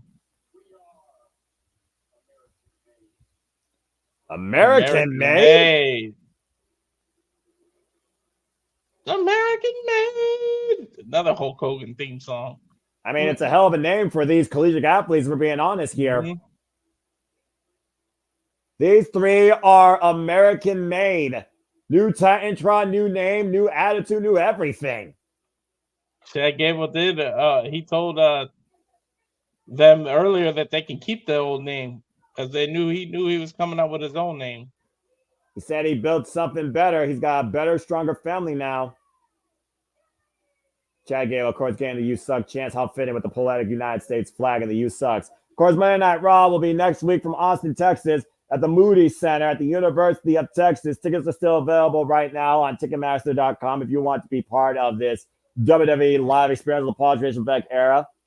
And of course, Chad Gable, to your set, he put away the past. He tossed it to the side, looking to build a bright future. American made. The Creed brothers and Chad Gable go up against the Wyatt Six next on our main event. No, what do you think of this new American made stable? I kind of like it because, again, those that don't know the Creed brothers, Ohio percent, they are all-around collegiate athletes straight out of the new program. One's technically sound, the other one is a bruiser. And then you got Chad Gable, who has all the tools to be as pure as an athlete as Kurt Angle in this day and era of WWE in storytelling and in-ring capability, which is why I'm glad he resigned with Triple H particularly. So I think it's very fitting that American Made could be possibly the next great tag team led by Chad Gable. This audience may say that they suck, but I think they're going to be very, very worthwhile to watch compete in that ring. And I think very successful. And I'm curious if that means that maybe we'll finally get something more going for Ivy Nile now. Maybe she can finally go after the friggin' women's championship because, God forbid, they've done less with her than they have with Shayna Baszler as of late. The fact that they have a new name, new theme, new look brings me kind of more to what JJ said back, that maybe Ivy interferes and this match gets thrown out. That way nobody looks bad in this, because it might not. You don't want American Made to lose their first match collectively being named that, and you don't want Wyatt Six to lose. So maybe the women get involved and it gets thrown out, like JJ said. Well, I mean, again, we know that Sister Abigail will be in the Wyatt Six corner, and I'm sure Uncle Howdy won't be too far away either. And Uncle Howdy's got to be the number one thing on Chad Gable's mind. But to your point earlier, is the Wyatt Six reckoning about victory versus punishment, pain, injury? We talked about it earlier. Sometimes it's not about the result, it's about the story. And I feel there's going to be definitely a unique story unfolding with the fact we got the Wyatt Six debuting the night in ring in six-man tag team action. And it's not even involving Uncle Howdy. It's Joe Gacy, Dexter Loomis, and freaking Eric Rowan, the rest of the Wyatt Six. So something tells me it's not going to be a clean result on either side. It's going to fall out. I think we're getting disqualification, but I think it's the post-match that's going to tell more of what's ahead for both sides here. Yeah, I think it's more about the angle as opposed to the match here. Yeah, exactly. And I want to get a shout out real quick again as we get ready for our main event. Figure for those who've been watching across outlets, and figure for those that have been tuning in for the first live watch event of this week and all the content we're going to JMN Multiverse of Media. Hope you enjoyed. Please like, comment, tell a friend. To Safety, DJ Mutt, to Big G, to Tommy Gunn, to Daniel the Dave, to Matt Helms, to, of course, everybody out there, Matthew, Michael, Emmanuel, congratulations, by the way, Daryl Keefe, Ford Gaming, Josh Mansfield. I'm sure he's still stewing over the Cleveland Brown comment by JJ Williams. Again, we acknowledge all of you. Thank you. Appreciate you make this all possible. And again, that's a fair comment, Chris Harper. And thank you, by the way, for, again, everyone who tuned in. Please, again, to make this all happen, it's your passion support that makes this possible. Like, subscribe, comment, tell a friend. And if you want to dictate the conversation, don't need to dictate. Casting Studios, Greg Cherry Brand, Jeff Meacham Network, Super Chat. It is truly as simple as that. I also want to give a thank you to Jeff Meacham, JJ Williams, and you, Walter, that, of course, have been along for the ride in the commentary position. And also, shout out to y'all and Big G, who I know had a hell of a time calling SummerSlam, as I was there live, of course, at the biggest event of the summer. So, again, to everybody that makes this all possible, from staff, producers, to fellow members of the Multiverse of Media, to the friends of the multiverse, including the MVPs, the Dominguezes. Again, everybody, we thank you always for making this all possible, and I'm always thankful to be a part of this crazy family, despite the fact the expenses of my dignity that always happen, it seems. And again, it's always just a fun time here as we truly incorporate, encompass, and appreciate all things wrestling. Shout out to the AEW family on the Twitter and our social media platforms. Damn it. And again, as we got a full commercial break here, I'm just really curious to see. We saw glimpses of what the Wyatt Six are able to do unmasked. And we know what all these athletes are capable of doing. But we are looking at a changed, transformed Joe Gacy, Dexter Lumis, and Eric Rowan. And while they echoed video packages similar to the chaos built out of the original Wyatt family, and God rest his soul, Luke Harper, Eric Rowan, and of course, forever immortal, Bray Wyatt, I'm very curious if that same trios mentality will be taking place here by the Wyatt Six, or are we going to see something completely different here? Again, it's the first time we're seeing them in in-ring action as a trio. Just saying. Yeah, we may be seeing something totally different. I'm curious to know their gear, and are they going to wrestle maskless? Are they going to? Because we already know who they all are, so you might as well have them go unmasked. But maybe the mask just as the character. It's going to be curious to know. It's going to be we got to know. Like I can't wait. Curiosity is getting me, and it looks like we'll know next week if Braun Breaker can survive being now the guy who's targeted versus anyone else targeted. Braun Breaker faces Sami Zayn next week for the Intercontinental Championship. 2 out of 3 falls. Also made official after what happened earlier. It will be a WWE Women's Tag Team Championship No. 1 Contenders match as Damage Control's Io Sky and Kairi Sane go up against Zoe Stark and Shayna Baszler. Of course, now we're getting ready for a main event here on Monday Night Raw this week, though. Chad Gable and the Creed brothers, now known as America Made, stand ready to take on the Wyatt Six in their in-ring debut. Uh-oh. Oh, boy. And the lights go down. You know what that means. Mm-hmm. The Fireflies are out tonight. Maybe they come to the ring masked, but wrestle unmasked. And that piano tone plays can only mean one thing, as I'm going to join the darkness for now. Mm-hmm. I saw Wyatt's entrance like that in person.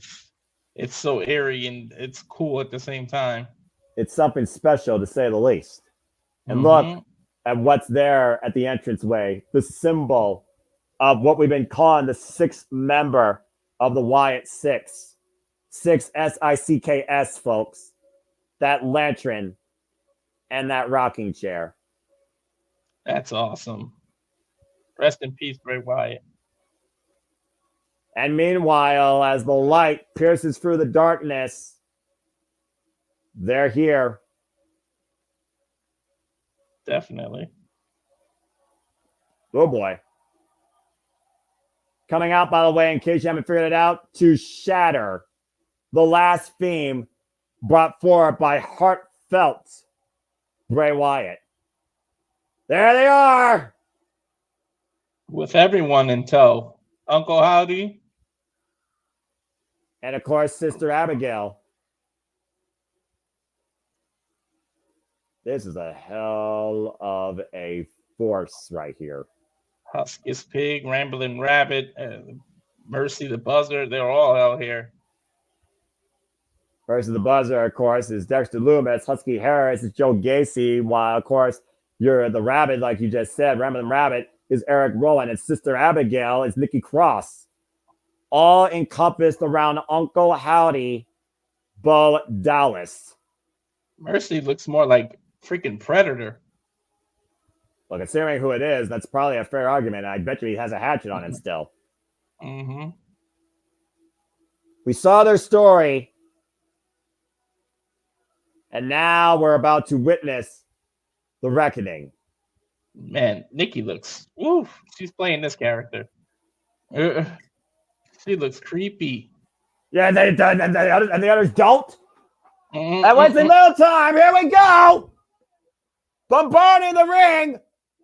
Well, we get our answer. They wrestle unmasked. Well, this isn't supernatural. This is tortured, lost souls coming together for a purpose. They are sick. They are the Wyatt Six. And Chad Gable knows what he's facing right now in them. As Uncle Howdy and Sister Abigail watch from the entranceway. American Made started to work their way up the ramp until they noticed Uncle Howdy turned right around. Well, how many times has Chad Gable and the Creed brothers ran away? They can't run tonight. They have to wrestle these guys. American Made has to regroup. To your point, though, it looks like Chad Gable wants to start this match potentially against Dexter Lumis. Bell rings are underway. This has officially begun. And the Creed brothers are coming off Bloodsport, showing how badass they are in real combat. So they shouldn't have any issues being scared or ready to get in this ring. And Julius Creed now in the ring as Gable ran away, and Dexter Lumis back elbow strike. Dexter Lumis a twisted arms in his own right. Mercy the Buzzard. Beautiful flying back elbow. And here's Lumis. Oh! He literally picked up and then turned it into a spine buster. Dexter Lumis was always that weird anomaly you never understood, but he always impressed you what he did in that ring. Jumping leg drop to Julius Creed. An attack made now to Joe Gacy, former leader of the Schism before that tree died a horrible death.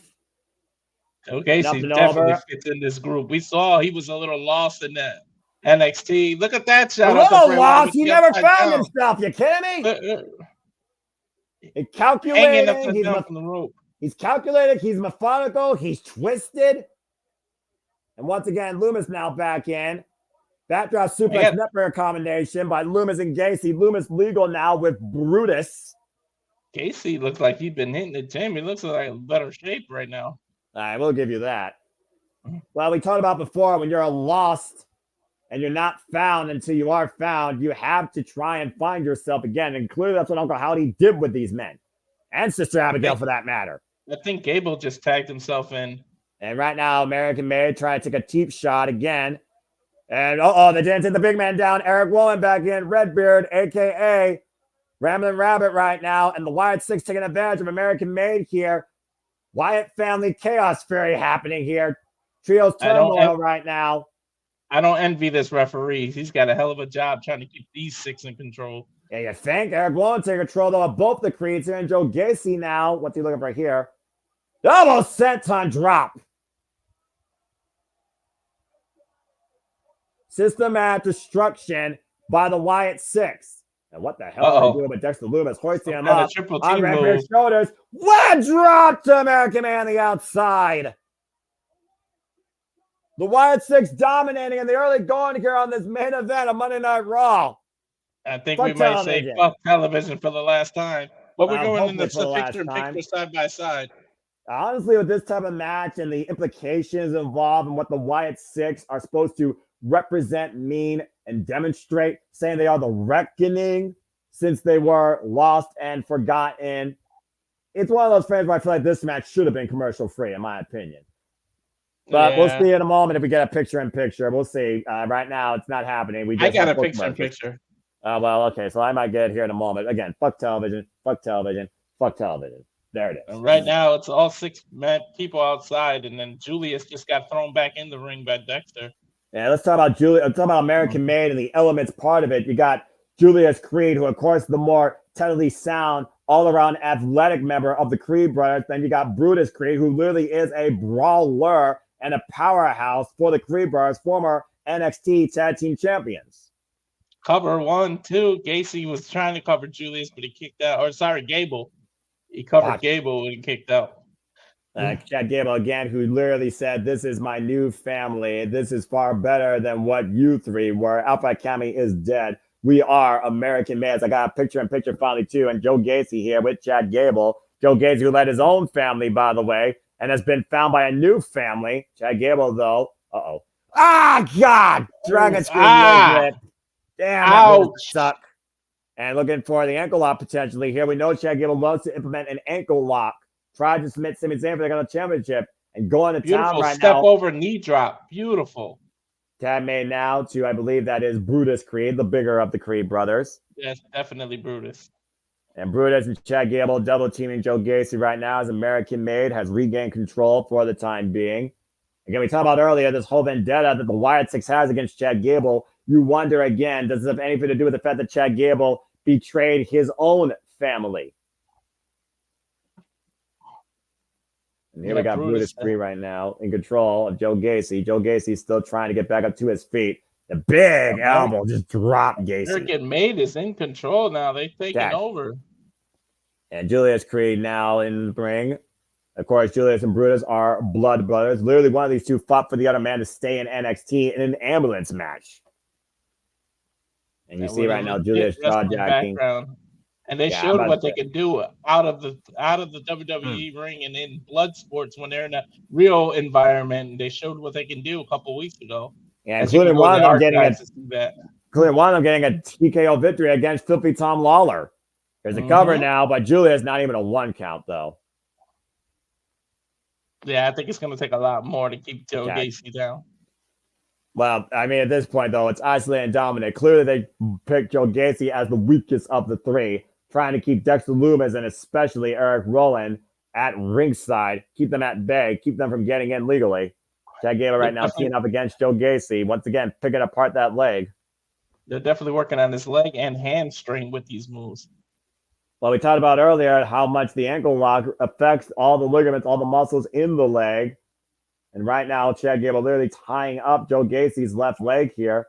Possibly modified ankle lock here for a submission. And we are back here on Monday Night Raw. I believe we finally took our last commercial break here. It is the Wyatt Six in-ring debut against Chad Gable and the Creed Brothers, now known as American Made. And you see Uncle Howdy and Sister Abigail watching on from the entranceway. Gacy with a shoulder block from the outside. Oh, wow! Oh, my God! Incredible Northern Line suplex takeover there by Chad Gable. Gacy went to flip over the rope and Chad reversed it into a Northern Light suplex. It was beautiful. Surprised they didn't go to a replay there.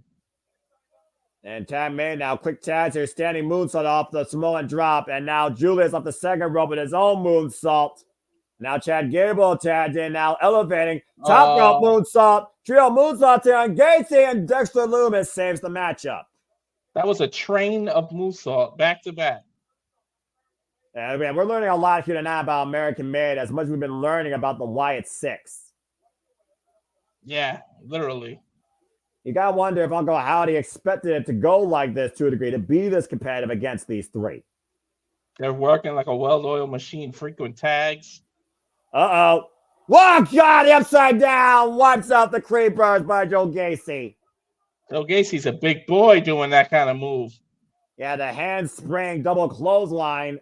Springboard off the ropes now. And Joe Gacy, critical moment to make a tag here. Eric Rowan says, ready, take a look at this. Handspring, springboard, double, turn around lariats. And Eric Rowan's now in Rambling Rabbit. One half of the Bludgeon Brothers. And of course, a third of the original Wyatt family. They just said that he is 6'8", 315 of. And of course, the former SmackDown Tag Team Champion alongside his brother, Forever Exalted. And look, Harper, Jesus Christ! I think Chad Gable just went at least 8 feet in the air. And Sister Abigail and Uncle Howdy are loving it. Oh no, oh no, oh no, incoming bus! Whoa! Oh, I thought he was gonna go flying. And baseball slide instead on Chad Gable, now hoisting up Chad. Oh man, drop jaw first across the barricade. It's Gable right now, sent back inside. Everyone has completely turned this match around.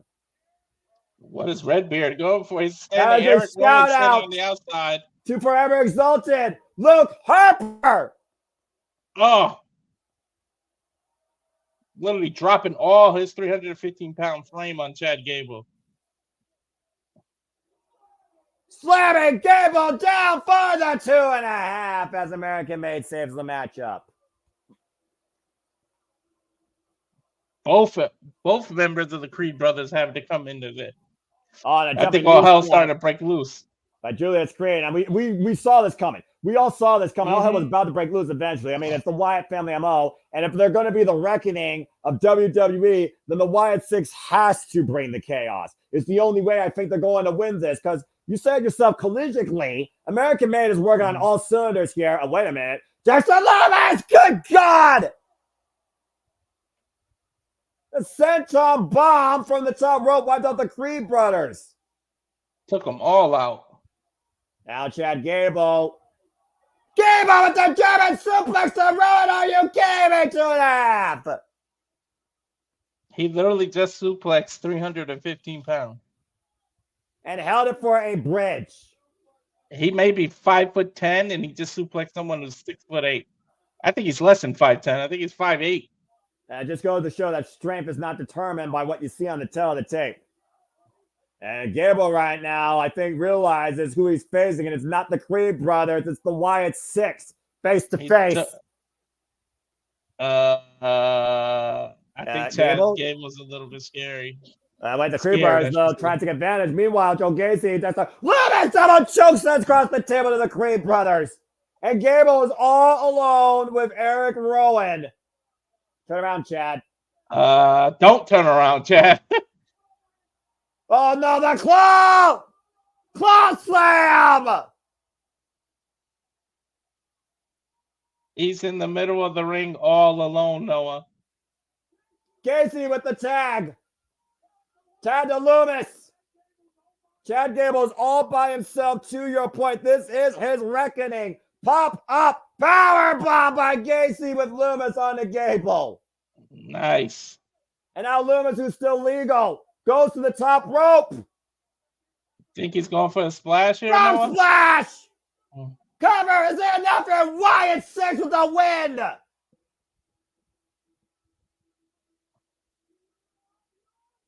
Wyatt Six with their first official win as a team. Now as a team, Walter, a family. Yeah. But it did not come easy, Noah. It didn't come easy. Well, I guarantee you one thing, Walter. Bray Wyatt has to be looking down, smiling from the biggest rocking chair possible in heaven with Luke Harper, seeing what this new family, the Wyatt Six, demonstrated tonight against American Made. And again, that freaking Iron Claw choke slam by Eric Rowan and Chad Gable. That was enough right there, I think, for the 3 count. But this was just confirming it. Mercy the Buzzard flies with the splash, and the Wyatt Six wins. Of course, the Buzzard would be the one to fly with that splash. And Abby the Witch coming in with the lantern. And Uncle Howdy couldn't be happier with what he saw tonight from his family.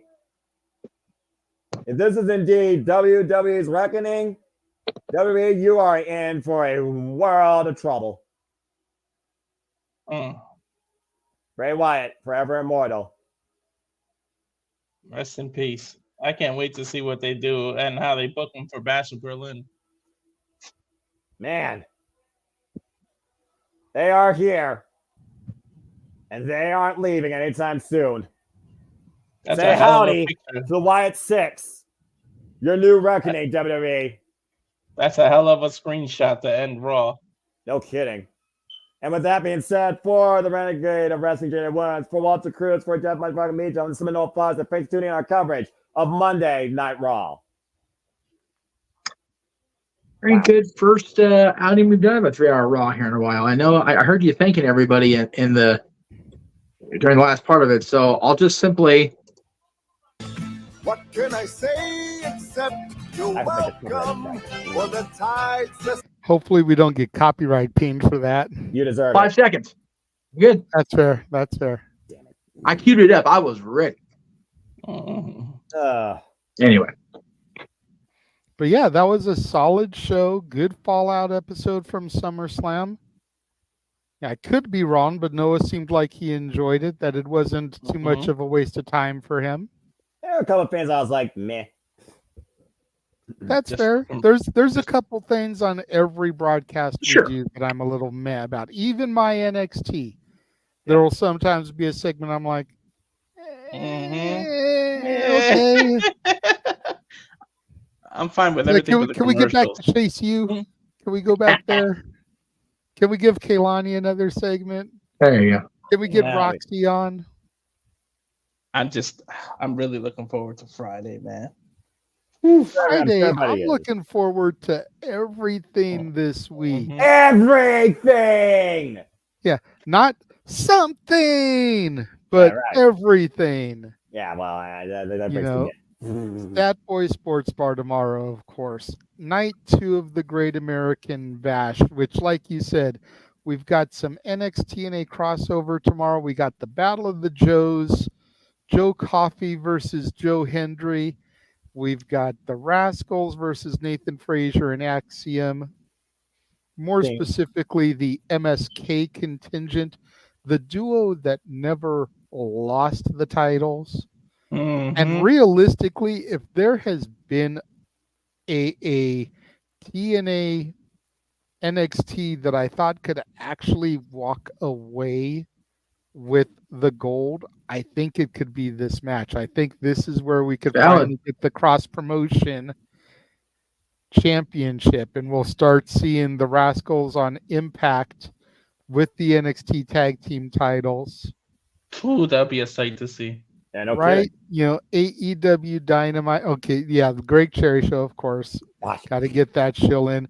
Well, I don't usually shill it because I'm never usually involved in it. But Jeff has it here. Got to get the plug in. Dynamite, of course. Like we said, Jeff Jarrett versus Bryan Danielson with Ricky the Dragon Steamboat involved. And it's no disqualification, which means we're not getting Jewel J. We're getting the last outlaw against the American Dragon.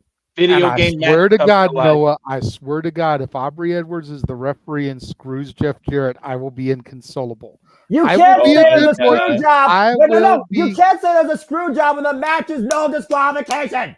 I will be a good boy up until the finish. Yeah, you have my word. Because of the agreement we made with Jeff.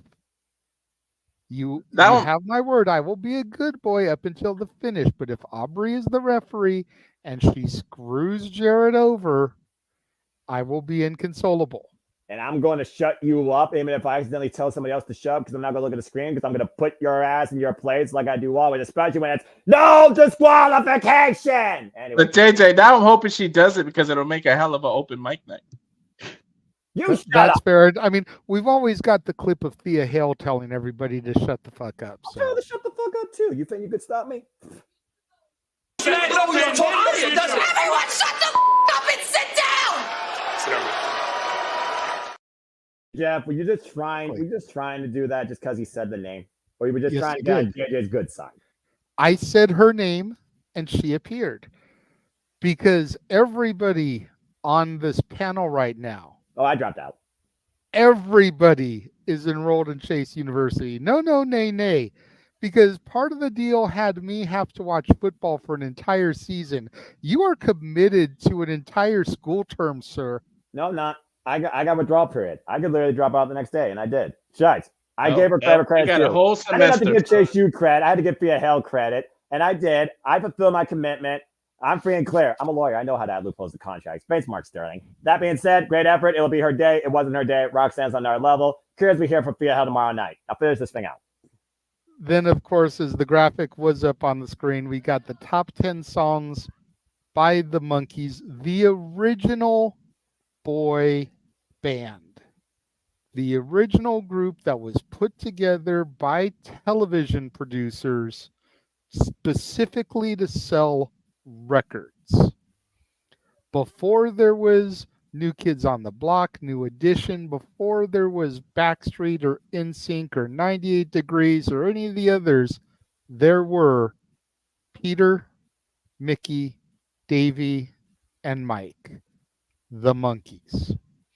And I consulted with another very intelligent source on this list, and we put together the 10 songs and a few honorable mentions that'll be on this list. Thank you, Natalie, for helping me arrange this list. Then, of course, looking forward to Impact. Man, I've been hearing grumblings about some of the matches that have taken place. I am not going to say anything because if the spoiler ends up being untrue, if the rumor ends up being untrue, I don't want to be sitting here with mud on my face. But if some of the stuff plays out that I have heard plays out, ho, buddy, things are going to be really looking good come emergence. And Noah, I was doing some thinking. Maybe, just maybe, the reason that Victory Road was moved from Ohio to Texas is because they're going to give you Bound for Glory. They haven't announced the location yet. They haven't announced the date yet, but everything else for the rest of the year is announced. If they took that away from you, I wonder if they're going to give you Bound for Glory. I might actually forgive them if they did that. And then, of course, Friday, Ask Me Anything and SmackDown, which unfortunately I will not be there for as duty calls, real work calls, but you will get the Simple Man Noah Foster and Mr. Reliable Walter Cruz on the call for that one, if needed. And then, of course, prior to open mic night, Collision will be AEW Collision. Botch. Where we're going to see a Texas Bull Rope match with Cowbell, and I'm not singing Blue Oyster. We're not talking about Blue Oyster Cult, but that's still a great song. Of course, we will see. Yep. And the virtuosa, Deonna Purrazzo. Long may she fucking reign. There it is. There we go. Very nice. There you go. And then on the 7th day, we rest. Yes. But although I'm sure Noah will be watching all kinds of Japanese wrestling and getting I got 2 days of G1 Climax to catch up on. And I know start them with their 5-star Grand Prix with Honda J involved in it. Definitely going to watch. I got so much wrestling, all the wrestling. I haven't seen full-on stuff, but I did see a highlight package. Tavion Heights showed the fuck up. The little 30-second minute video that I saw, he was looking good. Good. So I'm going to be curious to hear your thoughts, sir, on how he and Briggs did in their matches there. I got to catch up again. I'll see what I can do. So much going on right now. All the wrestling. Continue. So since we were talking about the watch along and everything, we are going to be covering SmackDown's return to USA. This has to be the same night as Victory Road, so we are doing a simulcast. God help us all. Or actually, that's not simulcast. That'd be the same thing. 2 separate streams on the same night, probably around the same time. So there is that. What will probably be happening on that one, depending on my work schedules, it'll probably be Noah and James on Victory Road and me and Walter on SmackDown. Most likely. That's fine. As much as I have enjoyed doing Impact with you, and especially with the NXT involvement, I mean, unless James wants to do SmackDown, which we'll give him the option, because he feels comfortable as a play-by-play guy. He can do play-by-play. Walter do color there. I can do color on the TNA stuff. Yeah. And then, of course, we'll also be along for the ride for the debut of NXT on CW. Yes. And we don't have a graphic yet because I want to make sure we give WWE the proper opportunity to make their own fancy graphic, but we will be covering the debut of Raw on Netflix. No doubt about it. Duh. Yeah. Now, here's where the $1 million question truly lies, Noah, and you don't have to give an answer yet. You can let it percolate in your head. But considering we've been doing NXT, you and I, or actually you and Walter, as a consistent broadcast, with AEW presenting Title Tuesday, in direct competition to that week's NXT. Oh Lord. Where does your loyalty lie, though? It won't be the first week, thankfully. We know that you're more of an AEW guy than a WWE guy, hands down. But as I said, you and Walter have been doing NXT. You seem to be enjoying this modern NXT. While it will never be your NXT, it will never be the black and gold. It feels like it's about as close as it's going to get to that without it becoming that again, with the excitement and the energy that you bring to it. So take a couple weeks, think about it. Completely up to you. And then again, depending on my work schedule, if it's got to be me and Walter and you and James are doing Title Tuesday, so be it. If you and Walter want to do NXT because that's been your weekly commitment and me and James do AEW, so be it. But as we like to say in the sports bar, the puck is in your zone, sir. It's the equivalent of the ball is in your court. Okay. But you can think about it, so we're good. Yeah. You don't got to give an answer right now. We've got until October. But Fair just enough. wanted to make sure you had Fast the information. And Put me you on the could start spot back. processing. I was like, what? It's one of those things, Jay. The first episode's on the 1st. Mm-hmm. He'll be calling that for sure because there won't be AEW that night. Correct. It's the At least, first of the at least as month. of now, unless TK gets another curly hair up his ass. Shush, stop it. You shush. You shush. Wake up. You got a week from that point. Hey, what are we doing? So there you go. All right, fair enough. All right, kids. For those of you on the East Coast, good night. We love you. Get some sleep. Get some rest.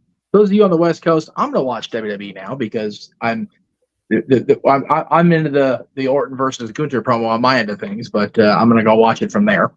For everybody else, we'll see you again tomorrow. First, during Sapphire Sports Bar, we'll be covering the Olympics, well-ish, and so much more. And then, of course, the Great American Bash at 7:30 Eastern, 4:30 Pacific with Noah and JJ back on the call for Cheers NXT. Till then, bye. The Jeff Meacham Network's Multiverse of Media. For over 15 years, the recognized symbol of excellence and the standard bearer in coverage of sports and entertainment.